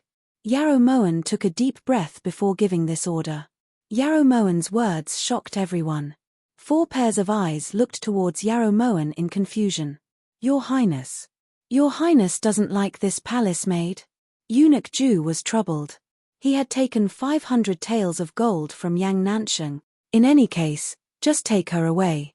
It doesn't matter if it's the Imperial Kitchen or the Shinjaku, just take her away. Yarrow Moen had originally thought that Mai Ji was trying to plant a spy by her side. If that was the case, then she would stay. However, it just had to be Yang Nansheng. The entire Guan Osprey Palace was under Mai Ji's supervision. Now that a palace maid had appeared out of nowhere, she would naturally investigate it thoroughly. If she found anything, not only would Yang Nansheng be exposed, Yi Junqing might not be able to keep his life. She definitely couldn't take this risk. But this palace maid is very obedient. Eunuch Ju refused to give up. Your Highness, someone has come. Right at this time, Yua suddenly leaned over to Yarrow Moen's ear and reported in a low voice. This is bad. Yarrow Moen sighed softly. At this time, Yi Junqing had already walked behind Yarrow Moen and straightened his posture, looking just like a woman. Yang Nansheng wasn't stupid, so he moved to stand in the most inconspicuous corner. A delicate fragrance wafted in. Mai Ji was walking on this fragrance. Her beautiful face was so enchanting that it made people sigh in admiration. Your Highness, it's so lively here. Mai Ji sauntered into the main hall. Her red lips curved into a smile as she looked around before returning to Yarrow Moen. Who are you? Yarrow Moen blinked and pouted. Your Highness is truly forgetful. Mai Ji and Your Highness have met twice. The first time was here. Yarrow Sulwan insulted His Majesty and it was Mai Ji who personally taught her a lesson. As for the second time, it was in the Imperial study. Mai Ji didn't bow and just walked towards Yarrow Moen. It's you. You came to look for me. Yarrow Moen suddenly understood, but her heart was at a loss. I heard that Eunuch Ju has sent a palace maid to the Empress. For safety, Mai Ji wants to see that palace maid first. What do you think? Mai Ji's words left Yarrow Moen completely speechless. She just knew that something would happen. That day, in order to get Yi Junqing transferred into Guan Osprey Palace, she had intentionally chosen two unrelated palace maids to avoid arousing Mai Ji's suspicions. Now that Eunuch Ju had brought Yang Nansheng over without any warning, wasn't this just courting death? Yes, but Wana doesn't like her. As matters stood, she could only abandon the rook to protect the general. Yarrow Moen pointed at Yang Nansheng who was in the corner without any hesitation. Oh! Mai Ji followed the direction of Yarrow Moen's finger and looked towards Yang Nansheng. Her eyes instantly froze and she walked over. Raise your head. Her enchanting voice carried a bone-piercing temptation. As Mai Ji spoke, her slender jade-like fingers gently lifted Yang Nansheng's perfect chin. The scene was so pitiful that the dignified chancellor of the Wulin world was actually being molested in public. If someone said it, no one would dare to believe it. Are you new here? What's your name? Mai Ji's fingers caressed Yang Nansheng's chin. Her red lips curved slightly and her eyes flickered with a different kind of charm. This servant Sheng Er. The image of a woman selling her body to bury her father but being molested by a tyrant suddenly appeared in Yang Nansheng's mind.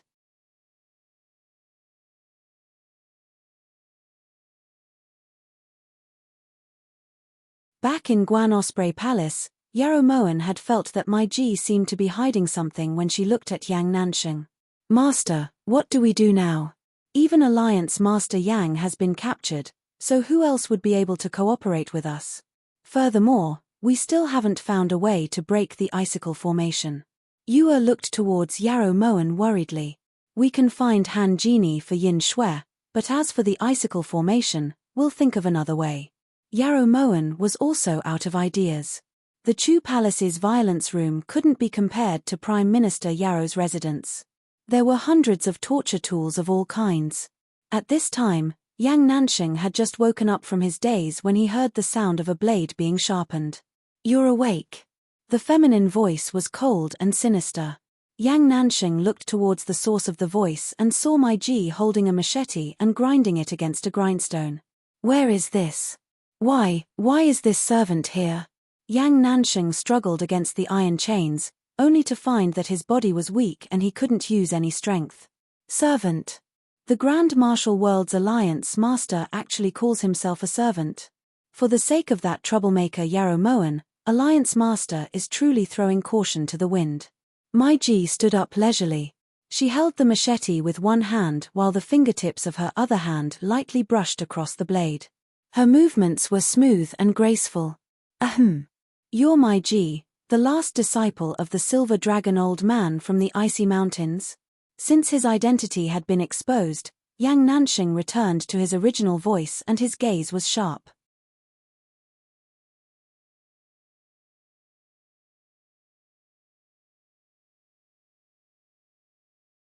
Chapter 351. The Yin clan does have some skill. They can guess my identity just from my injuries. Mai Ji walked to Yang Nanxing with the machete in her hand. You better let me go.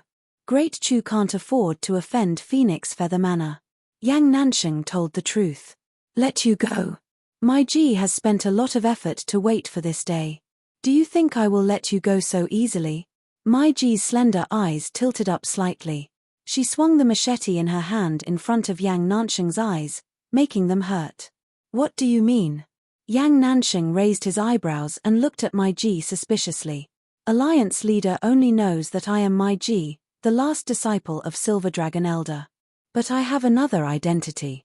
I believe Alliance leader will never think of it. Mai Ji's voice turned cold and her eyes turned frosty. Another identity? What is it? Yang Nanxing's eyes flashed, but he couldn't avoid the machete in Mai Ji's hand. Mai Ji is the only daughter of the richest man in Longxi, Shu Mo, Shu Qianyu. Mai Ji said these words through gritted teeth. Her eyes became even colder. Shu Mo. I have some impression. Shu Qianyu never heard of her. Yang Nanxing didn't realize his situation at all. If it was Ben Lei, he would have squinted his eyes and shouted her name. Never heard of her? Yang Nanxing, you dare say you've never heard of her?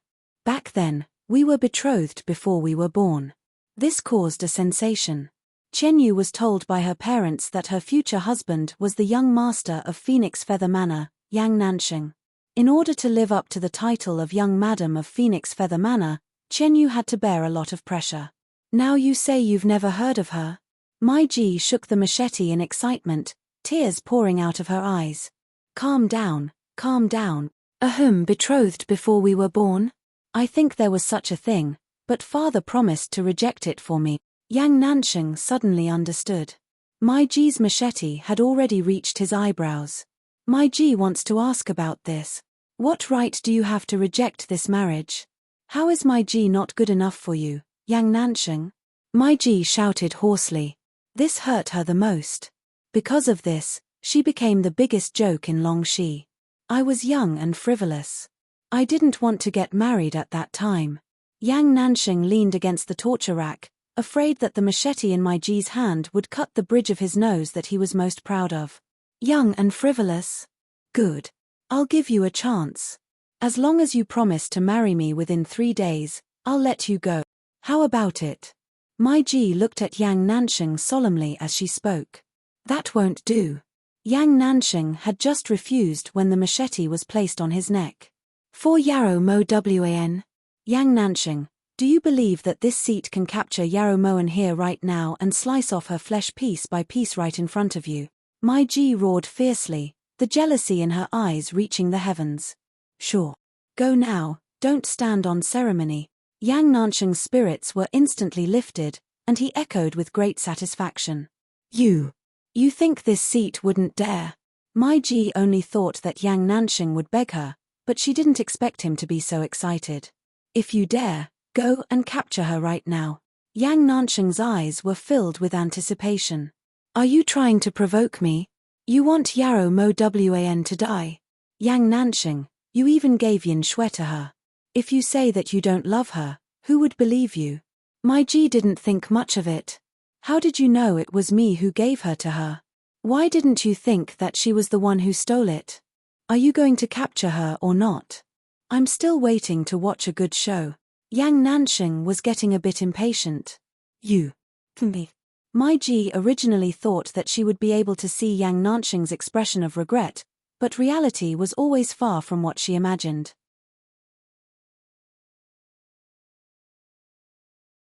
As he watched Mai Ji slam the door and leave, Yang Nansheng sank into deep thought.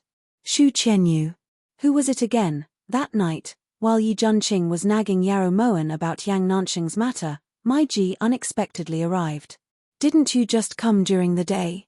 Why are you here again? The speed at which Yarrow Mo Wan's expression changed truly shocked Yi Junqing. Just a second ago, she had a worried expression, but now her eyes were as clear as a fairy's. You, poor T. Mai Ji didn't care about Yarrow Mo Wan's expression. She just sat down at the table and glanced coldly at Yi Junqing. Due to the role he had played, Yi Junqing didn't dare to say anything. He immediately picked up the teapot and poured tea for her. How did Yin Shui become your hidden guard?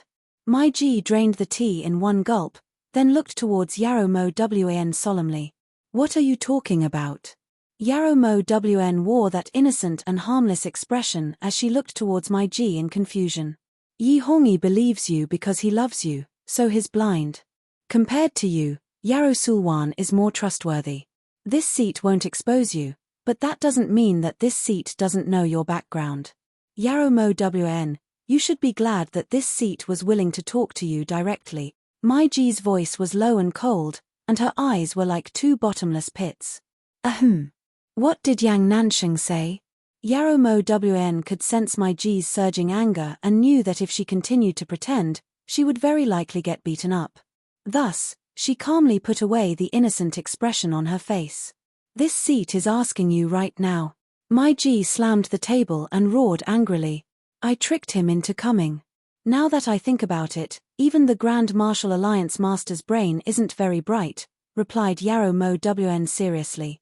You really tricked him into coming? Mai Ji frowned as she doubted Yarrow Mo Wan's words. What else? Would he be stupid enough to give Yin Shui to Mo Wan? Who doesn't know that Yang Nansheng is stingy to death? Also, what kind of relationship do we have? Yarrow Mo Wan's words were completely against her will. She still acknowledged Yang Nansheng's generosity. How did you trick him? Mai Ji's tone eased slightly as she sat back down. As long as Yi Junqing is in my hands, it's impossible to trick him no matter what. Yarrow Mo Wan didn't get to the point, but her words hit the nail on the head. At the side, Yi Junqing suddenly felt guilty. Perhaps he should treat this senior brother of his a little better. You used Yi Junqing? Don't you like him? Mai Ji looked towards Yarrow Mo Wan with interest. This time, she believed her words. Who said that? Everyone in Great Chu knows that he only has Yarrow Morshin in his heart.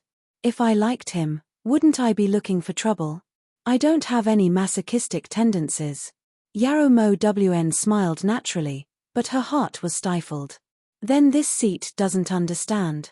Since you don't like Yi Junqing, why did you stay in Ji province and willingly become his hostage? Mai Ji looked towards Yarrow Mo Wan suspiciously. It's just a small favor. The current situation is so unclear, so Mo Wan should leave a way out for herself, right? Yarrow Mo Wan sipped her tea leisurely, then personally filled Mai Ji's cup. A way out. Mai Ji looked at the woman in front of her again, her heart filled with endless doubt. There's no need to talk about Yi Hongyi. He has Mo Wan in his heart, so no matter when Mo Wan returns, he'll treat Mo Yarrow like his ancestor. As for Yi Junqing, based on the mutual appreciation he once had with eldest sister and the fact that Mo Wan was willing to stay in Ji province as a hostage, if he can win this battle, even if Mo Wan can't become empress, it won't be a problem for her to keep her life. Mai Ji felt that Yarrow Mo Wan's words were true, so she couldn't help but nod. On the other hand, Yi Junqing and Yu who were sitting at the side, were filled with admiration for Yarrow Mo Wan's ability to spin nonsense. You're quite a schemer. Unfortunately, your wishful thinking probably won't work. Mai Ji took a sip of tea, a trace of regret appearing in her eyes.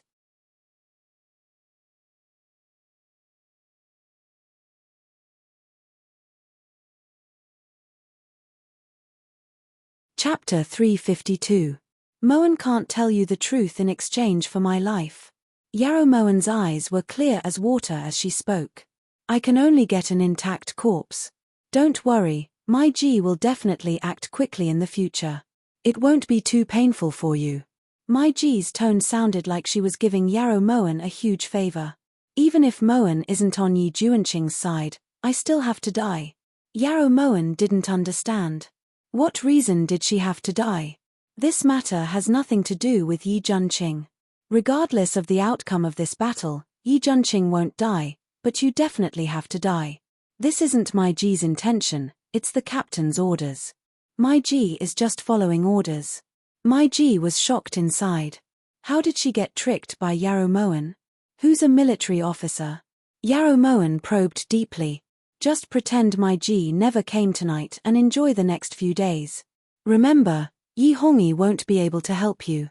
My G felt like she'd said too much, so she got up and left without looking back. Since Yang Nansheng hadn't given Yin Shui to Yarrow Moen, perhaps she still had a chance. Yarrow Moen only stopped calming down after my G left Guan Osprey Palace. Her brows furrowed. Just which bastard is the captain of the Ironblood Corps? Yarrow Moen angrily sat down on the chair. He seems to have a deep prejudice against Master, commented Yue. Moen, this prince feels like there's no time to lose. We should contact Yin Shui and the others. Tomorrow night, we'll break out of the Imperial Palace, said Yi Juanqing after a long silence. Just as Yi Juanqing finished speaking, a cold wind blew past and a ghostly figure suddenly appeared in front of the three of them. That abnormally pale face in particular caused Yarrow Moen's hair to stand on end and she almost fell off her chair. You've come back to life. Yarrow Moen gritted her teeth when she saw who it was. Prince, it's easy for you to say. The icicle formation is indestructible. If you dare to act rashly, you'll definitely end up in the underworld, said a cold voice. Ice Soul slowly lowered her feet to the ground with a solemn expression. Is there a prince here? When Yarrow Moen heard Bing Po's words, she forced herself to calm down. She lifted her brows and looked at Bing Po disapprovingly. It's been hard on Prince to risk danger time and time again for Her Majesty's sake. Now, you're even dressing as a woman. You've truly been wronged. Bing Po looked towards Yi Juanqing emotionlessly. Ice Soul's words caused Yarrow Moen's heart to turn cold. She had witnessed Ice Soul's abilities before. Back at Boundless Plains Tavern, Ice Soul had been able to withstand Yin Shui, Rainstorm, and lightning specks without losing in the slightest. Right now, there was only Yi Juanqing and Yue here. If they wanted to subdue him without alerting my G and the others, it would be as difficult as ascending to the heavens. They didn't even have the ability to subdue him. Ice Soul has been waiting outside for at least 2 hours. Your Highness, why do you think Ice Soul is hiding from my G? Asked Ice Soul. You're not thinking of joining us, are you? There's no reason. Yarrow Moen made a bold assumption. As long as Prince promises Ice Spirit one thing, Ice Spirit will have a reason. Ice Spirit's intentions were very clear. What is it? Yi Juanqing saw that he couldn't hide it anymore, so he just tacitly admitted it. After this matter is done, Ice Soul is willing to follow Prince and achieve success. Once Prince takes control of the country, Ice Soul only asks that Prince can remove Ice Soul from the Iron Blood Army. Ice Soul's conditions weren't harsh, but Yi Juanqing was surprised. Why? Yi Juanqing hadn't expected Ice Soul to make such a request at all. In Yi Juanqing's opinion, anyone who could join the Iron Blood Army should be proud of it. Ice Soul betrayed the Iron Blood Army because the incapable ruler wasn't worth Ice Soul's life.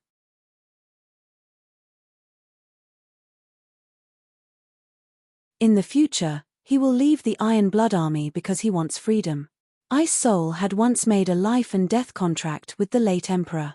As long as Your Majesty can stamp the Jade Seal on the contract, Ice Soul will be free. Ice Soul had always harbored such thoughts, and now that Yi Hongyi was using his position to avenge a personal grudge, Ice Soul was even more determined to rebel. This prince agrees, but, will you be able to save us? Yi Juanqing felt that he had gotten a great deal out of this deal, so he readily agreed. The icicle formation is the #1 formation in the world, so it won't be easy to break it. However, we can find a loophole, and that's the Westgate Life Pass that my G guards. Because that pass is personally guarded by the Pass Lord, both its offense and defense are very weak. As long as there's a way to transfer my G away, we'll be able to escape. I only managed to sneak in while my G wasn't there, said Ice Soul calmly. Transfer my Ji away? Who could do that? Yi Junqing didn't think much of it. Yang Nansheng. Yarrow Mowen's eyes brightened and her lips curved in a confident smile. The next day, Yarrow Mowen ordered her trusted aide to send the news to Yin Shui. Ice Soul also gave Yang Nansheng the antidote for the cartilage powder and told Yang Nansheng about Yarrow Mowen's warning, if necessary, sell your body. In response to Yarrow Mowen's warning, Yang Nansheng replied, I'd rather die than submit. In Pure Flower's palace, Yarrow Sulwan sat at the table and stared unblinkingly at the table. She just couldn't understand why Yarrow Mowen didn't react at all when she saw Yi Junqing getting hacked to death. A single tear, even if it was just a single tear, was enough to prove everything. Second older sister, what are you thinking about? When Yarrow Mowen entered, Yarrow Sulwan was already lost in her thoughts. There's no reason for you not to cry. Why? Why aren't you reacting? The moment Yarrow Mowen stepped through the palace doors, she saw Yarrow Sulwan jump up and question her sternly. However, her gaze wasn't looking at Yarrow Mowen. Why would Mowen cry? Yarrow Mowen found it funny, so she just replied. Could it be that you don't love Yi Junqing? That you don't care about him? He died right in front of you. Yarrow Sulwan looked towards Yarrow Mowen absent-mindedly, but her focus wasn't on Yarrow Mowen. If it was Yi Junqing, then Mowen would cry. Unfortunately, that person isn't. Although the disguise is very similar, the expression in his eyes isn't right. Yi Junqing's eyes don't have that kind of despicable light. As Yarrow Mowen spoke, she sat down next to Yarrow Sulwan. That's right. It must be like this. Yarrow Mowen already knew that person was fake, so she wasn't sad. It must be like this. This consort is going to tell His Majesty. Ah. Yarrow Mowen? Why are you here? Yarrow Sulwan snapped out of her daze and saw that Yarrow Mowen had already sat down next to her. I came a long time ago. Mowen told second older sister not to go find Yi Hongyi.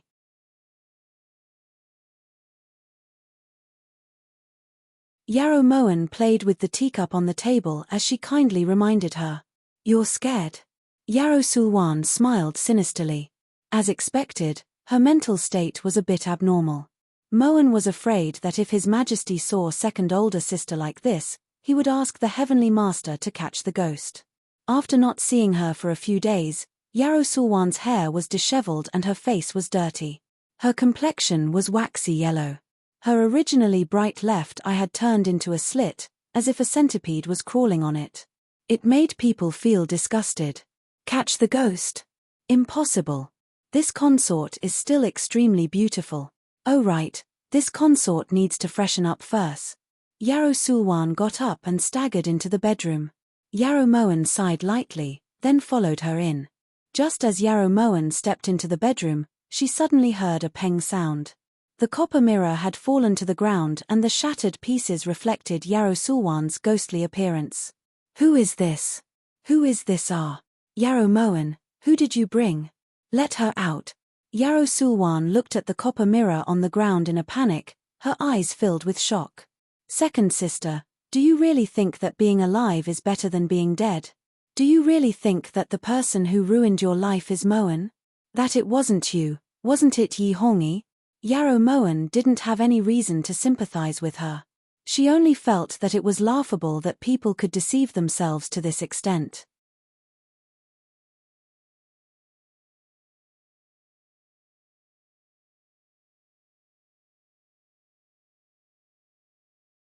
Chapter 353.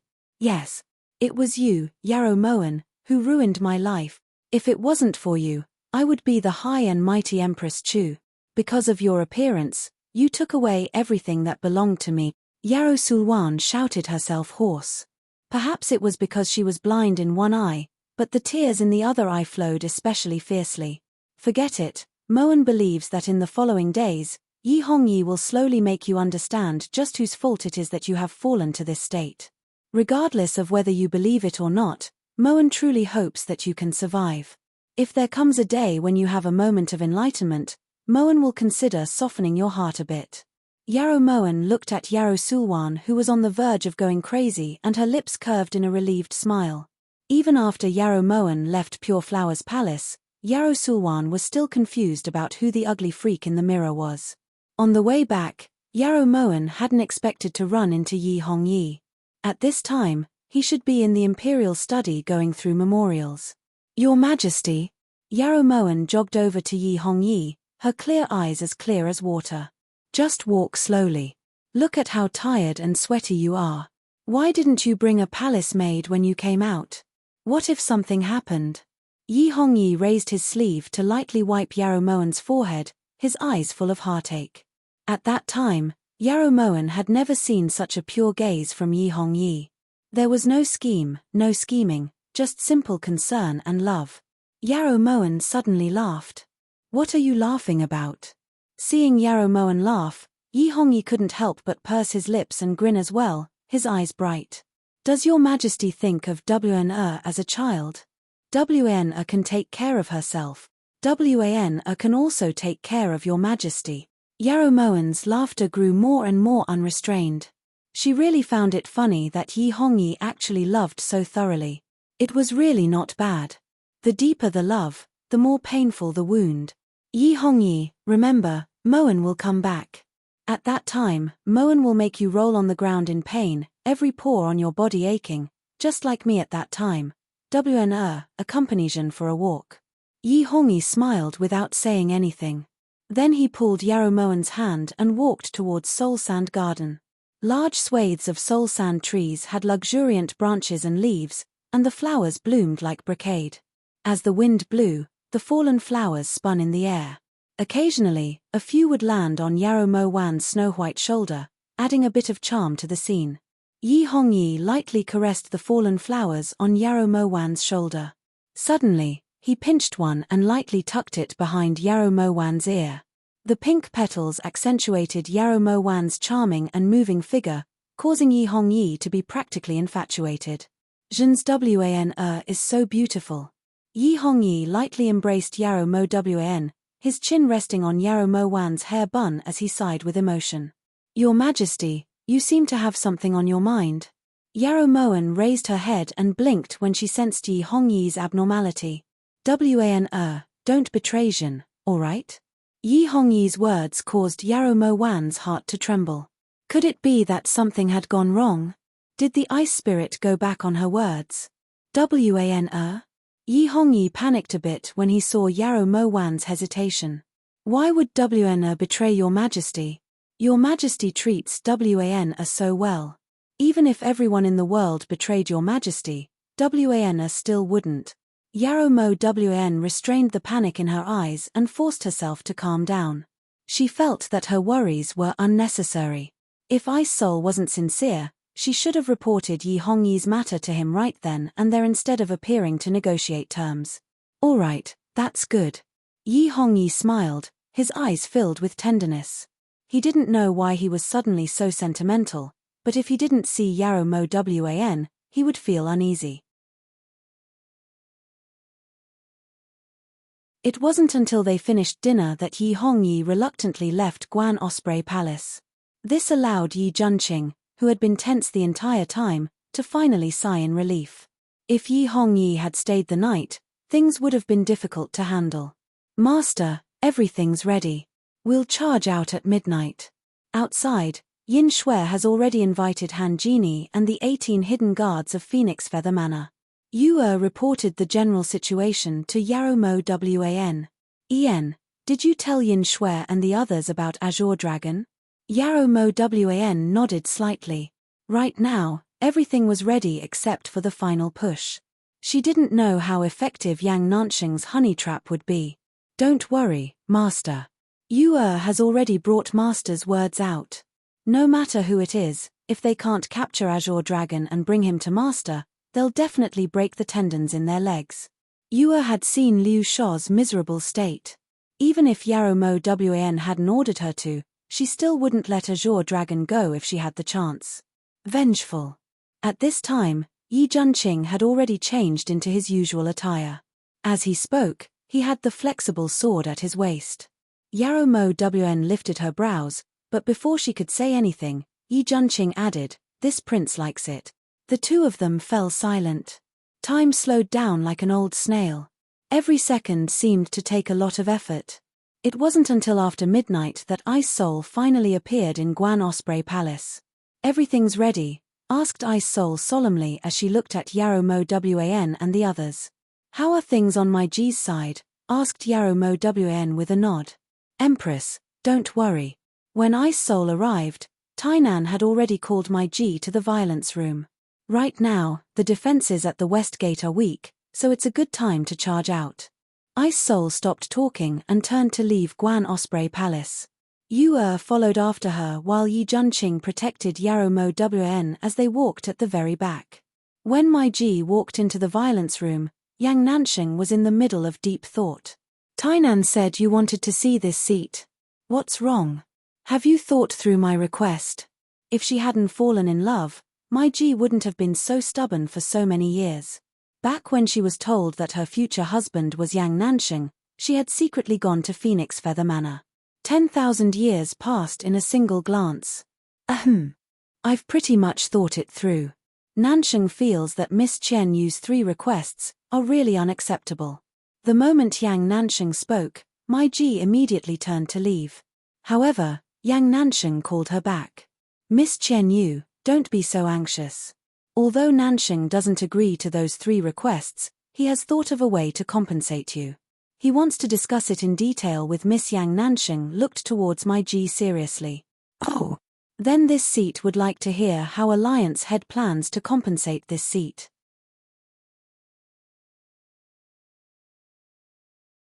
My G took a deep breath and slowly turned around with a hint of hope in her eyes. Miss's first request is for Nanxing to accompany Miss to Longshi's Shu family to admit his wrongs. Actually, this request can be changed to being a guest.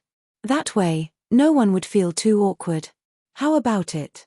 Yang Nanxing lifted his brows and looked towards my G suspiciously. "Continue." My G sighed and crossed her arms in front of her chest.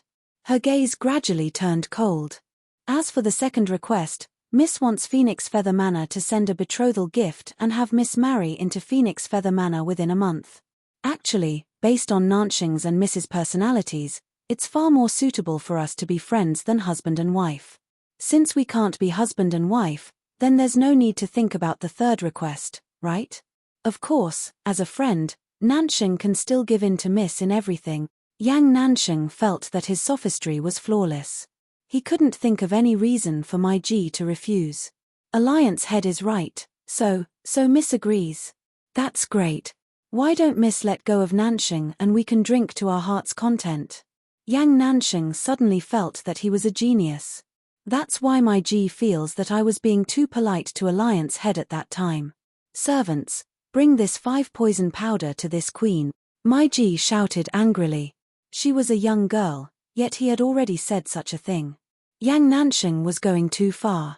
Just as Executioner brought the purple porcelain bottle, Tainan suddenly ran in from outside, blood dripping from the corner of his mouth.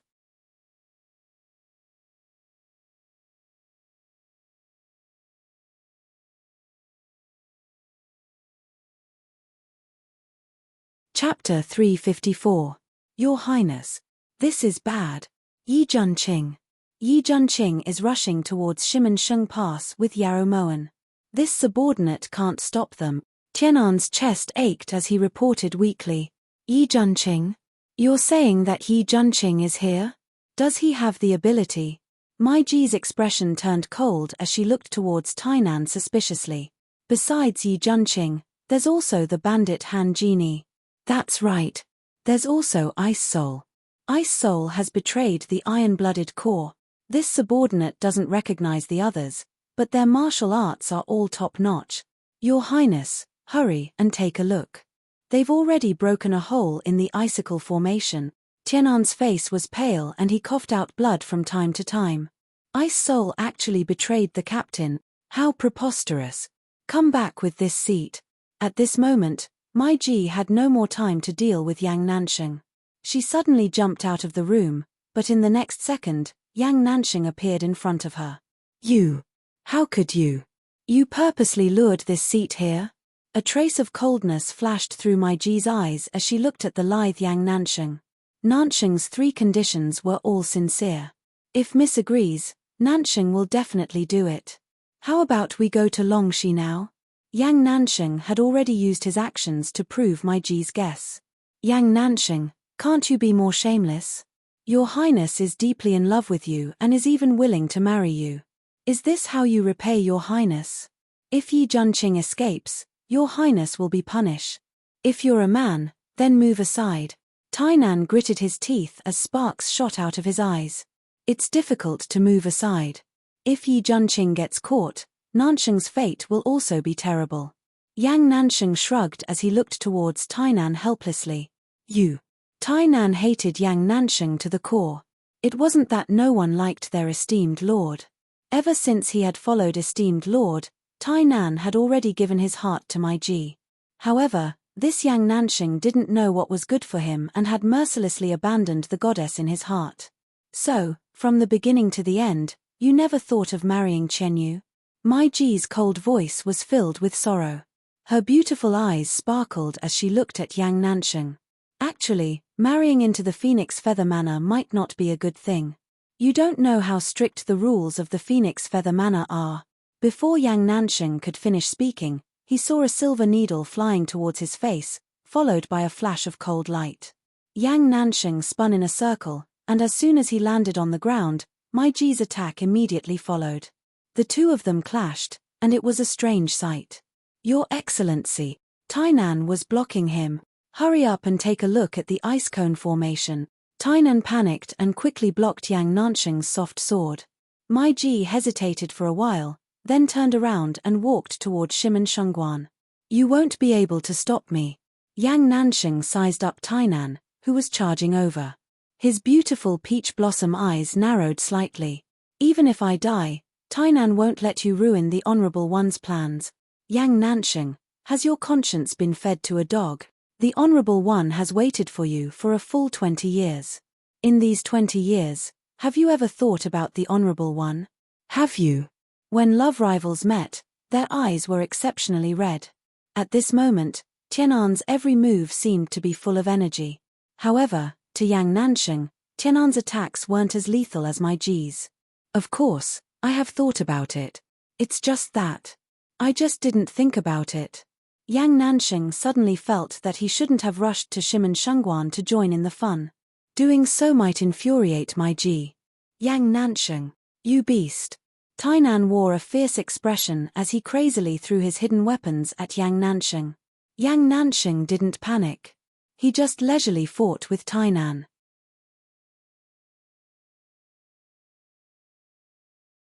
When my Ji arrived at Shimen Shengguan, the ground was covered in frost, and her ice cone formation was almost broken. Ice Spirit, you actually dared to betray the Master Commandant. Did you anticipate the consequences? My Ji immediately saw Ice Spirit's figure in the middle of the battle, so she rushed over. I anticipated it, but I only anticipated it. It's still unknown if it'll actually happen. Ice Spirit knows that he's done his best for the Iron Blood Corps, but Yi Hongyi is abusing his position to take revenge, so Ice Spirit naturally can't allow himself to be trampled on. When the Imperial Edict had reached Guangning, Ice Spirit had already thought of this move.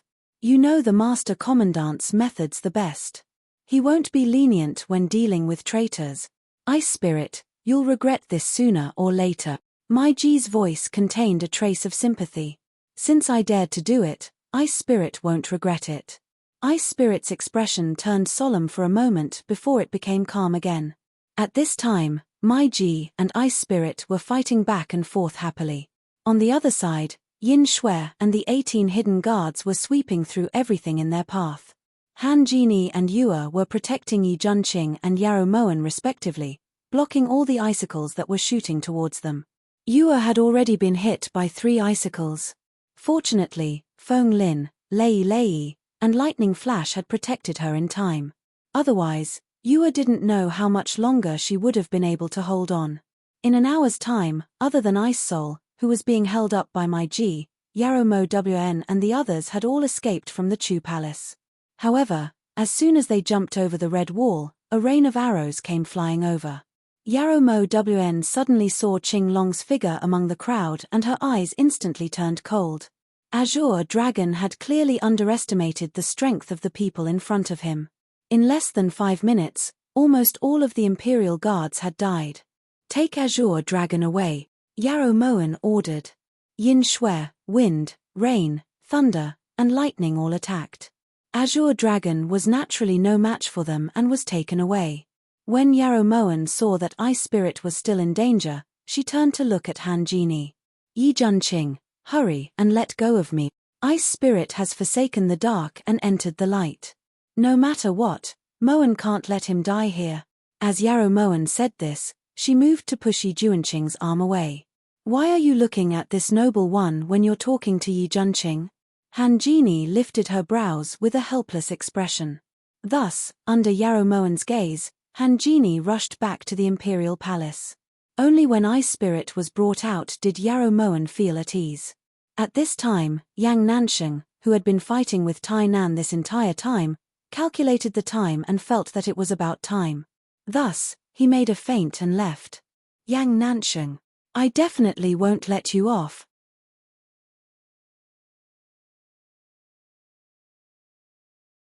Tai Nan, who was in a frenzy of fighting, didn't realize at all that he was only able to exchange over 100 blows with Yang Nansheng because Yang Nansheng was avoiding him.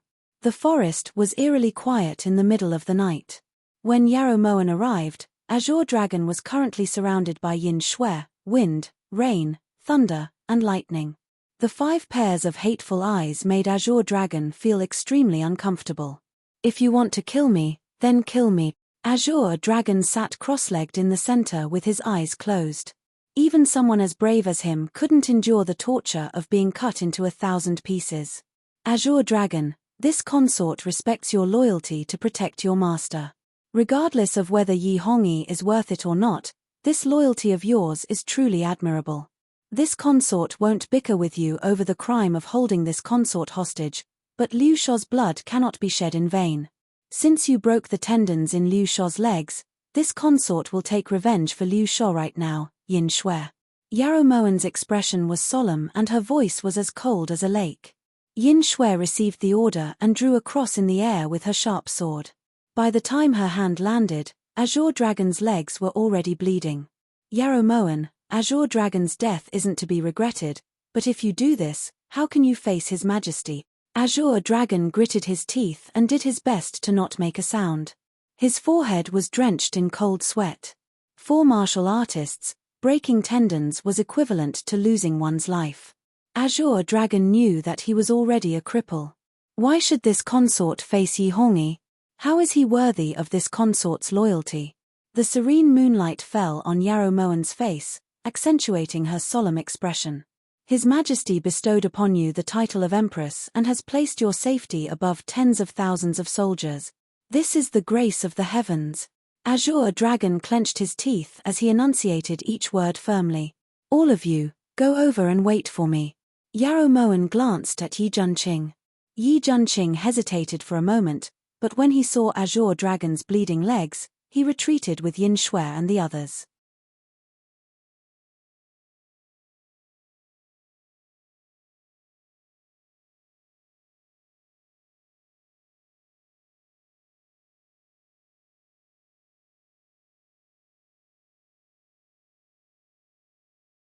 Replying, Your Majesty.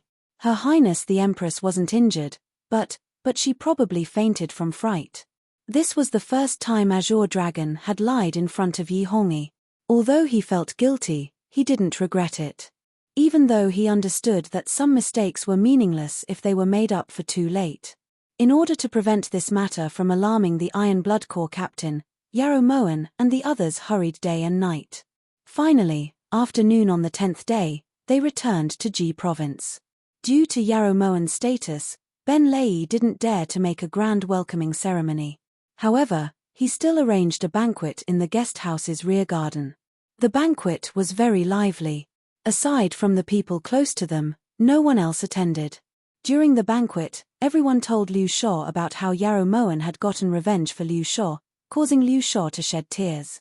After the emotional story was over, only Ben Lei was left to show off.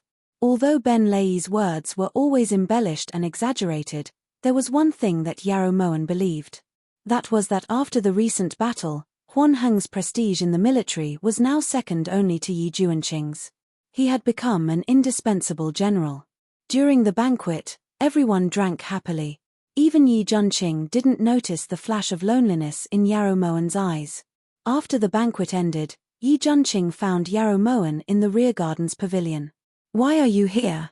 This prince thought that you'd returned to your room." Yi Juanqing walked into the pavilion and hesitated for a moment before sitting down next to Yarrow Moen. What a coincidence, Moen was just about to return to her room. Then this place will be taken advantage of by Prince. When Yarrow Moen saw Yi Juanqing sit down, she got up in a seemingly careless manner, but it was hard to avoid suspicion. This prince. Before Yi Juanqing could react, Yarrow Moen had already walked away. As he looked at Yarrow Moen's back, Yi Juanqing finally said the words he'd been suppressing in his heart. "This prince doesn't want to take advantage of you, can't you come back?" When Yarrow Moen turned a corner, she just happened to bump into Tingyu, who was hiding there. "Niang Niang, why did you come back?" Tingyu looked towards Yarrow Moen with a bit of disappointment. "What are you saying? Can't I sleep if I'm tired?" Yarrow Moen understood what Tingyu was referring to. However, time had changed, so it was best for the current her to have less to do with Yi Juanqing. "Niang Niang doesn't seem to be tired. Why don't Niang Niang go admire the moon? Today's moon is especially round," Tingyu urged unwillingly. "This consort has traveled day and night for 10 days. The last thing I want to see right now is the moon. Whether it's round or not has nothing to do with this consort. Stop being so long-winded, this consort is tired." Yarrow Moen didn't allow Tingyu to dissuade her and walked straight into her room. Tingyu had no choice but to follow her in and make Yarrow Moen's bed.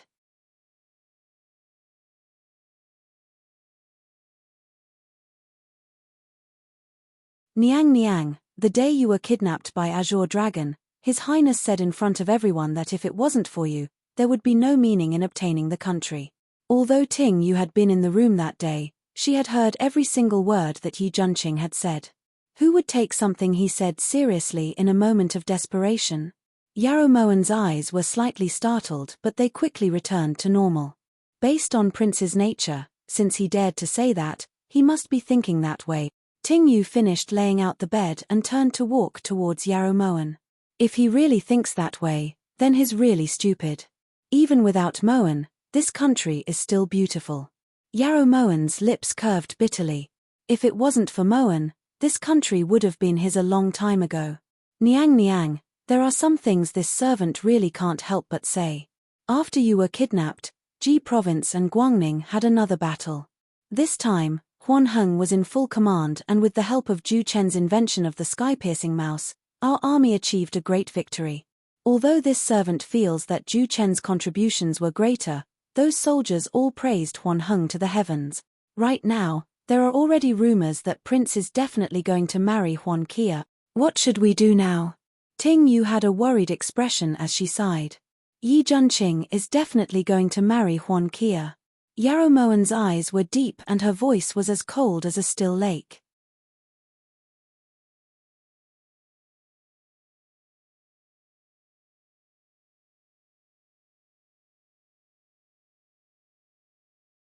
Chapter 356. Niang Niang. It's easy for you to let her go, but this servant feels that Prince doesn't have such intentions. Prince's heart is filled with someone else. Tingyu looked towards Yarrow Moen meaningfully. This consort knows about eldest sister. Yarrow Moen ignored Tingyu and walked towards the bed. "Niang Niang. This servant." Tingyu was just about to continue nagging when Yarrow Moen stopped her. "This consort is tired. You can leave first." Yarrow Moen felt a headache coming on and subconsciously rubbed her forehead. When Tingyu saw this, she couldn't stay any longer and could only leave silently. The moment the door closed, Yarrow Moen suddenly got up and sat under the moonlight for a long time. Her mind instantly cleared up and she walked towards the door. The next day, at daybreak, there was a sudden scream in the quiet Ji Province guest house. After Tingyu's shout, the entire guest house was no longer peaceful. Yarrow Moen disappeared. How is that possible? Yi Juanqing fastened his belt as he walked out of the room in confusion. It's true.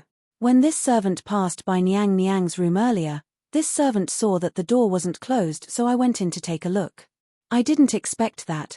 This was a letter Niang Niang left behind. What should we do? Where did Niang Niang go? Ting Yu handed the letter to Yi Junqing with tears streaming down her face. This consort left. Don't look for me. Yarrow Moen, she couldn't have been captured by Yi Hongyi's people, right? At the side, Ben Lei didn't dare to imagine. Yin Shui. Wind, rain, thunder, lightning. Yi Junqing recognized Yarrow Moen's handwriting. Since she had personally written it, there shouldn't have been an accident. However, Yarrow Moen had no reason to leave, so he had to save her. At this time, yin shui, wind, rain, thunder, and lightning all arrived in front of Yi Junqing. What exactly happened last night? Where's Yarrow Moen? Yi Junqing looked towards everyone with a cold expression. This subordinate was useless and had just woken up. Yin Shui was also very anxious. Yarrow Moen disappeared. Right when everyone was at a loss for what to do, Ice Soul walked out from the room, and she raised her brows as she spoke. As soon as she finished speaking, the gazes of everyone descended onto Ice Soul. Why are you looking at me? If I were the one who took her away, would I still be here? Ice Crystal said innocently. Everyone fell silent. No one knew what to do. But I saw someone sneaking out of the guest house last night, Ice Soul said. Everyone looked at each other and realized that 2 people were missing from the crowd. Yang Nansheng, that bastard. See if this king doesn't beat him up until he's looking for his teeth on the floor. You guys. The instant he didn't see Yang Nansheng, Yi Junqing came to a realization. Just as he was about to give an order, he saw a red figure limping over. There's no need for you to hit me. I'm already looking for my teeth all over the ground. Yang Nansheng complained incessantly as he walked towards the crowd. He looked extremely miserable. Where's Yarrow Moen? Yi Junqing didn't show any sympathy for Yang Nansheng's suffering and directly walked up to him to interrogate him. You only know Yarrow Moen. Can't you see that I'm injured? Yang Nansheng felt a chill in his heart. When you accepted a disciple, didn't you talk about the principle of mutual promotion and restraint? Hurry up and tell me, urged Yi Junqing. Han Genie kidnapped her, but Yarrow Moen seems to be very willing. She told this alliance to tell you that she'll naturally come back once she's had enough, so don't go looking for her. Yang Nansheng relayed Yarrow Moen's words to everyone in the courtyard. She's willing. Is she very familiar with that bandit leader? Look at the situation right now, how could she just leave like that? Yi Junqing glared at Yang Nansheng.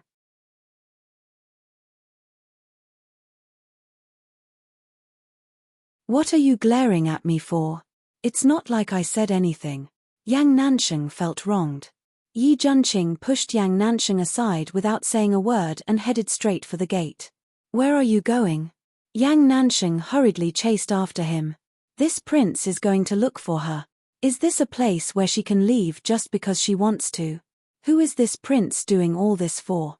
Yi Junqing was so angry that his chest heaved up and down. I heard that Yarrow Moen, that idiot, got rescued by Yi Hongyi again. Something like that happened. Just as everyone was about to step forward to persuade him, Huan Kia suddenly walked out of the arched door and looked towards Yi Junqing. Yi Junqing was speechless. He took a deep breath and looked towards Huan Kia. Yarrow Moen isn't an idiot. She's an idiot. Miss Huan, Prince is really angered by that idiot right now. If there's nothing important, you can go back first. Ben Lei forced a smile and said. That's fine too. If there's anything Caia can help with, then Ben Lei can just say it. Caia won't disturb you any longer. Huan Kia could also see that Yi Junqing's expression wasn't right, so she turned to leave. Once Huan Kia left, Ben Lei turned back timidly. If looks could kill, then Ben Lei's heart would have been pierced by 10,000 arrows by now. If Yarrow Moen doesn't want to come back, you won't be able to find her. Han Genie is famous for having 3 burrows. I know of more than 20 places that he's staying at, and do you think that Han Genie would stay at a place that I know of? Yang Nansheng lifted his brows as he tried to persuade Yi Junqing. Why would Yarrow Moen want to leave? What did this prince do wrong? Yi Juanqing's brows furrowed. He gradually calmed down, but he still didn't understand. When everyone heard this, they all fell silent. Only Ting Yu's eyes darted back and forth as she wiped away her tears. The autumn wind brushed against her face, bringing with it a bit of coolness. The golden leaves glowed brilliantly under the sunlight, causing Yarrow Mo Wan to shield her eyes. "This is golden leaf forsythia?" asked Yarrow Mo Wan as she looked at the sudden hint of black amidst the gold. "I've never heard of it." "This is a golden tree that this noble one designed. Whether it's the trunk or the leaves, they're all made from bare gold. What do you think? Isn't it dazzling?" asked Han Genie proudly. "I've never seen Honorable Lord like gold so much." Yarrow Mo Wan had thought that only King Lulan liked to show off. She hadn't expected that Han Genie would also be an expert. "This noble one naturally isn't that vulgar, but there's no place to store gold, so I can't just throw it away, right? I might as well make these things to decorate the scenery. Golden and dazzling, this noble one really is talented." Han Genie was infatuated with himself. The wind picked up and Yarrow Mo Wan felt like she was in a mess. In comparison, she really was very poor.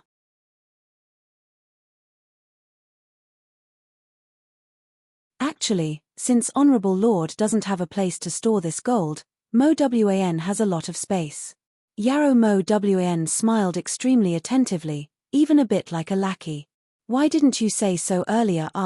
This noble one's gold has all been planted in trees." Han Genie raised his eyebrows with a very regretful expression. It's all right. When the gold comes again, Mo Wan will help you share it." Yarrow Mo Wan vowed solemnly. Her tone was so sincere that it moved people. "Moving it around is so troublesome. If the gold comes again, this noble one will plant trees." Stepping on the mutton-fat jade-paved path, the two of them had already walked into the most luxurious of Han Genie's many residences, 10,000 Imperial City. "But the trees here are already full." Yarrow Mo Wan was still unwilling. "Then we'll plant higher." Han Genie felt that his intelligence was simply unparalleled in the world. At the side, Yarrow Mo Wan suddenly really wanted to poke her eyes blind. If she continued to look, she might very well have evil intentions. However, due to the great disparity in strength, Yarrow Mo Wan could only endure.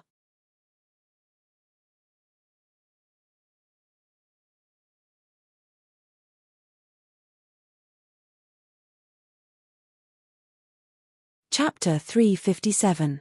However, even someone as patient as Yarrow Mo Wan couldn't endure it.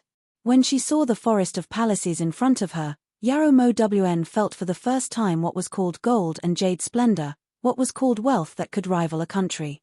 She saw that the palaces in front of her were all made of pure gold, inlaid with multicolored glass, jadeite, and jade. In any case, whatever was the most precious was stuck on top. "Honorable Lord, you've returned." Just as Yarrow Mo Wan was dazzled by the sight, a 7 or 8-year-old little boy skipped over. Not to mention the boy's appearance, just the glass balls hanging on his body was an eye-opener for Yarrow Mo Wan. That was no ordinary colored glass. It was a priceless blue light-colored glass. Every single one of them could buy thousands of horses. At this moment, Yarrow Mo Wan felt that no matter who stood here, they would feel that greed was justified. "Baby is so cute, what's his name?" Yarrow Mo Wan raised what she thought was her most brilliant smile and walked over to the little boy. Her hands couldn't help but grab the 2 blue light glass balls on his shoulders. "You're the baby. Your whole family is a baby." The little boy was unhappy and fiercely flung his clothes, but he couldn't get rid of Yarrow Mo Wan's hands. Cough cough. "Don't blame her, she came from a small place and hasn't seen the world." Han Genie coughed lightly. Yarrow Mo Wan realized that she had lost control and immediately smiled towards Han Genie. "Your son is so cute." Yarrow Mo Wan's words made the little boy and Han Genie's faces instantly filled with black lines. "Honorable Lord, where did this wild girl come from?" The little boy was angry and his eyes were spitting fire. "This is the steward of 10,000 Emperor City. He's over 60 years old and is this honorable's right-hand man. Here, everyone calls him Master Chiao." Han Genie explained solemnly. Grandfather? Yarrow Mo Wn looked at the immature little boy in front of her and was speechless. Was he trying to defy the heavens? Master Qiao, she's called Yarrow Mo Wan, the Chu Empress. Prepare the warm jade pavilion and let her live there. Han Genie calmly introduced. Chu Empress? As expected from a small place, inexperienced. Master Qiao glared fiercely at Yarrow Mo Wn before turning to leave. Don't look down on Grandpa Qiao. With his skills, even 10 yin shues would be useless. When Han Genie saw that Yarrow Mo Wan's eyes had been staring at the blue-colored glass on Qiao Yi's body, she felt that it was necessary to remind her. Oh! When Yarrow Moan heard this, she immediately withered like an eggplant that had been hit by frost. Well, she admitted that she was tempted by the bead on Mr. Qiao. Actually, you just returned to Ji Province. It doesn't seem appropriate for you to run out like this, right? Even now, Han Genie still didn't understand why Yarrow Moan would beg him to take her away from Ji Province. Don't think about going back on your word. Back then, you were the one who begged Moan to come over as a guest. Now that Moan is here, what about it? You're not willing? Yarrow Moan deliberately didn't want to think about a certain person's anxious appearance, but Han Genie just had to rub it in. It doesn't matter to me. I can stay here as long as I want. Han Genie shrugged his shoulders with an indifferent look on his face. What are they doing? Yarrow Moan asked suspiciously when she saw a small group of women dressed in green muslin holding iron pickaxes in an inelegant manner. Digging for treasures, replied Han Genie indifferently. You guys have buried treasures under here? How much? Yarrow Moan felt that right now, only money could fill up her empty heart. What treasures? The people under me all view money as dirt. What's more, they're all bandits with integrity, they never need to dig, retorted Han Genie.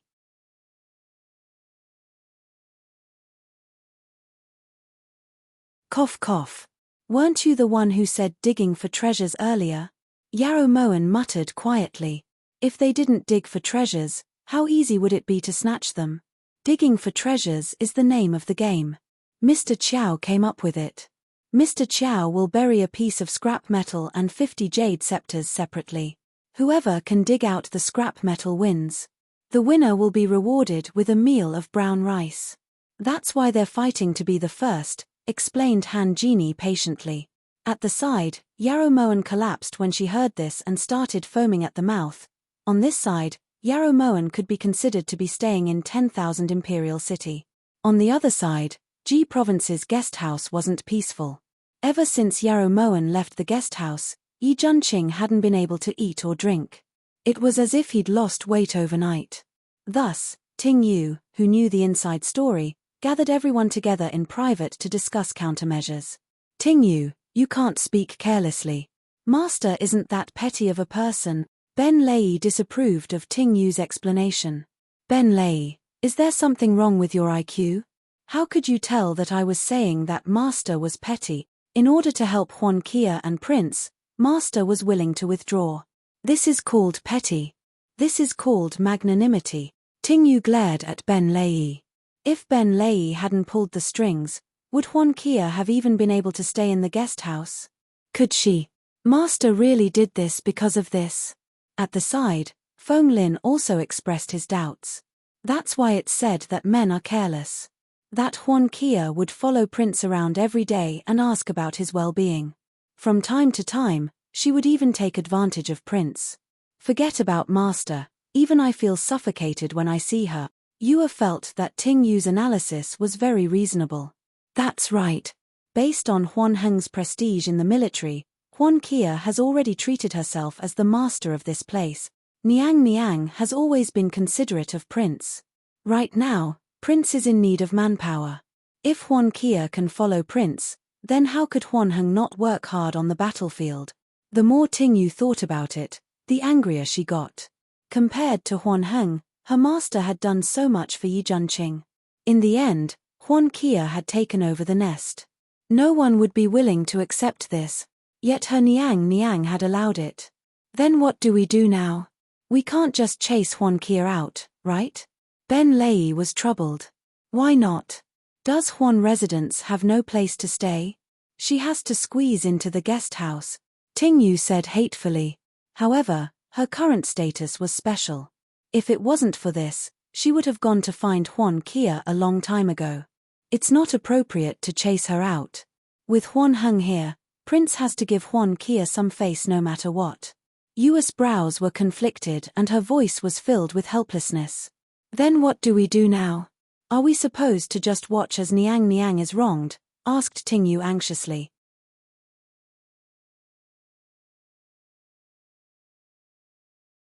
Huan Kia. If Yin Shui remembers correctly, when Huangfu Juanxiu first entered the Chu Palace, that Huan Kia seemed to be very interested in Huangfu Juanxiu. Yin Shui even saw Huan Kia secretly meeting with Huangfu Juanxiu, said Yin Shui based on her memory.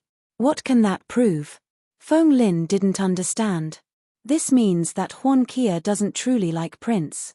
Since she already has someone she likes, if we could have Huangfu Juanxiu come over as a guest and help the two of them be together, wouldn't that be a wonderful thing? Suggested Yu excitedly, her watery eyes flashing with a brilliant light. That's reasonable. If that Huangfu Juanxiu could leave Great Chu with Huan Kia and return to Shu, that would be even better. At that time, Huan Heng wouldn't force Huan Kia, who already has someone else in her heart, to stay by Prince's side, right? This is a method that satisfies both sides, said Feng Lin in praise. This method isn't bad, but Huangfu Juanxiu is a Shu official, so why would he come to the guest house in Ji province? Also, who can guarantee that Huan Kia's heart is still with Huangfu Juanxiu? Ben Lei raised his doubts.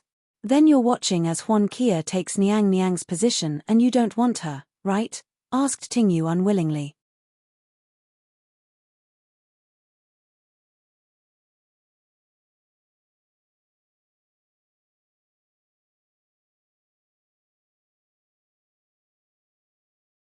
Chapter 358. Of course not. I was just asking, mumbled Ben Lei. If we want to do this, we have to get the approval of Chu Morbei, the Crown Prince of Shu. However, this person doesn't get along with Master, so he might not be so easy to talk to. If we ask Han Genie, there might be hope, but if Han Genie finds out, Master will definitely find out as well. With Master's personality, he will definitely stop this. Who should write the invitation? Yu analyzed calmly. If Prince is willing to invite Huangfu Juanxiu over to stay for 2 days, it's not impossible, suggested Feng Lin. Ting Yu doesn't dare say anything else, but if Prince finds out that Niang Niang left for this reason, he can kick Huan Kia out in a matter of minutes. There's no need to waste so much effort. Prince isn't the same as before. There were many times when Ting Yu saw Prince confess to Niang Niang, but unfortunately, Niang Niang cut him off, said Ting Yu confidently. That's not good. If Prince really does this, it will definitely affect Huan Heng's mood in the army. This isn't something Niang Niang wants to see, said Yu. Perhaps there's someone who can help, Yin Shui suddenly said, her expression relaxed. Who? Asked Yu suspiciously.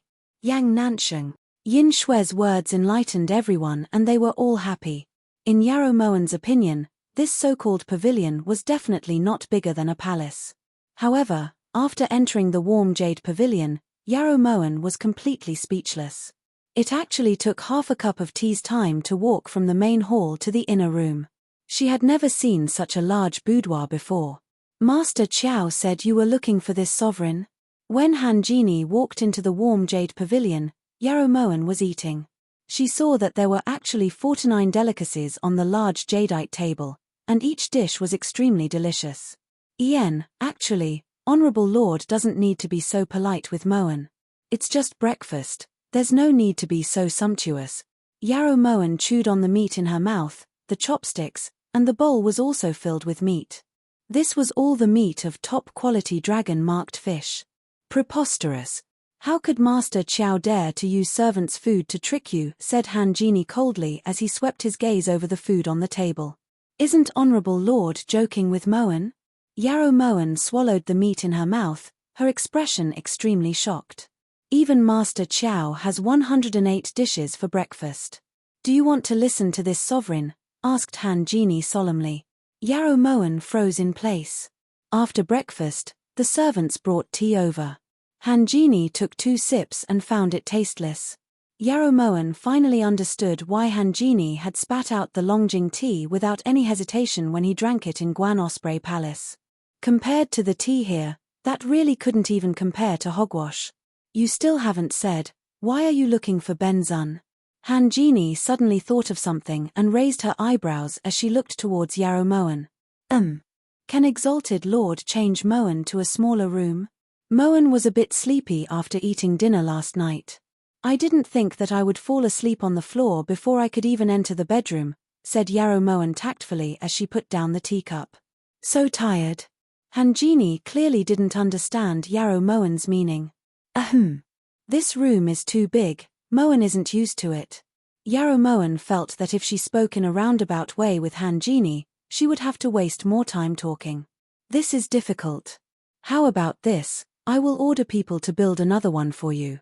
Han Genie frowned. No need, no need. It's fine as long as it's a smaller one. Yarrow Moen promptly waved her hands. But this is already the smallest room in 10,000 Emperor's City. Even the dog that Ben Zun raises. Han Genie spoke in deadly earnest, but was promptly stopped by Yarrow Moen. Don't say any more, Moen understands.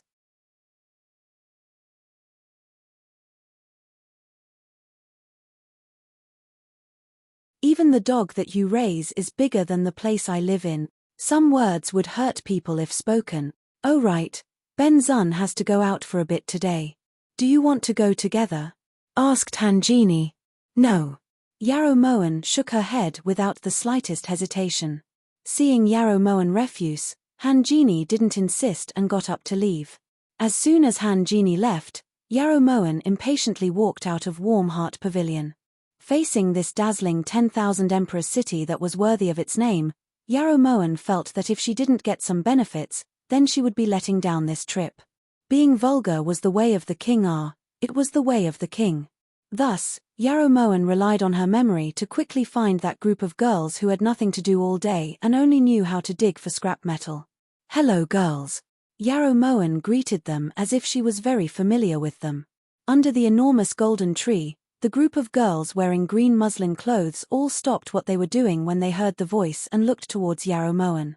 You're the guest that Honorable Lord invited back. The girl closest to Yarrow Moen put down the iron pickaxe in her hand and gracefully walked in front of Yarrow Moen. That's right, you're called Yarrow Moen, right? Chu Country's Empress, the one who used that idiotic face to trick Chu King. Another girl in green clothes walked over, her tone not very friendly. Ching speak properly. Without waiting for Yarrow Moen to open her mouth, the girl beside her already took a step forward. Only later did Yarrow Moen find out that the girls here were all servants of Han Genie, but they weren't ordinary servants. For example, the 7 girls in front of her were called Hong, Cheng, Huang, LV, Ching Lan, and Zi. Every single one of them had a great background. If they weren't the courtesans of a brothel, they were first-rate talented beauties from all over the world. Although they were servants, besides playing, they basically didn't have much work to do because their main task was to warm the bed. Older sister Hong, Ching is praising her. These days, not everyone has the ability to pretend to be a pig to eat a tiger. Hey, Yarrow Moen, can you teach me? Ching twisted her waist and moved closer to Yarrow Moen's side, blinking her eyes. It can only be understood, but not explained. Although it was Yarrow Moen's first time here, she didn't need to be polite with them. As the saying goes, a kind person will be bullied, a kind horse will be ridden. The current Yarrow Moen was no longer the same as before. Even the Yarrow Morshin of the past wasn't someone who could be bullied easily. Moreover, she was still a guest. I like this personality of yours. Do you feel that you have nothing to do? Then come with us to dig for scrap metal. At this time, Zia also walked over and pulled Yarrow Moen towards the crowd. Everyone, continue.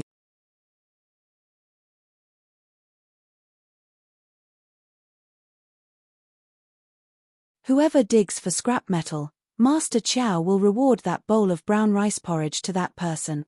Ching shrugged disinterestedly, then picked up her pickaxe again. This is for you. I'll go ask Master Chow for more. You have to work hard. Zia looked to be only 16 or 17 years old. She had delicate features and was gentle and pleasant. The two dimples that appeared when she smiled were especially nimble and adorable. This made Yarrow Moen think of Kubujira. "Thank you." Yarrow Moen squeezed out a smile. Instead of digging for a jade scepter, instead of digging for scrap metal, instead of eating delicacies, instead of eating brown rice porridge, she still wanted to work hard. Yarrow Moen couldn't help but shake her head. It didn't matter if her brain was empty, the important thing was that it couldn't be filled with water. However, Yarrow Moen really worked hard. In less than 2 hours, she managed to dig up 3 jade scepters. Although these jade scepters weren't worth as much as the blue light-colored glass, if they were left on the ground and not picked up, that would be the same as throwing them away. Adhering to this principle, Yarrow Moen also put away the jade scepters that the ladies dug up that they didn't want. The game ended very quickly. Looking at the rusty scrap metal in her hands, Yarrow Moen couldn't help but sigh. It really wasn't easy to find such a strange piece of metal in Myriad Emperor City. Thus, under the envious gazes of all the women, Yarrow Moen drank a large bowl of brown rice porridge. When she saw those angry gazes, Yarrow Moen really wanted to get angry. "This daddy swears that this thing is even worse than hogwash. Are you sure you want to drink it?" She didn't know if that Master Chow was purposely going against Yarrow Moen. Usually, he only got a bowl of brown rice porridge after he won the game, but this time, he actually prepared a whole pot. You're tuning in to the Dreamy Chapters YouTube channel. We're so grateful for your support, and don't forget to subscribe to join us on this incredible journey through captivating stories. Your generosity through donations truly makes a world of difference, as it's the primary source of revenue that allows me to expand and enhance this channel for you. Thank you from the bottom of my heart for being a part of this adventure.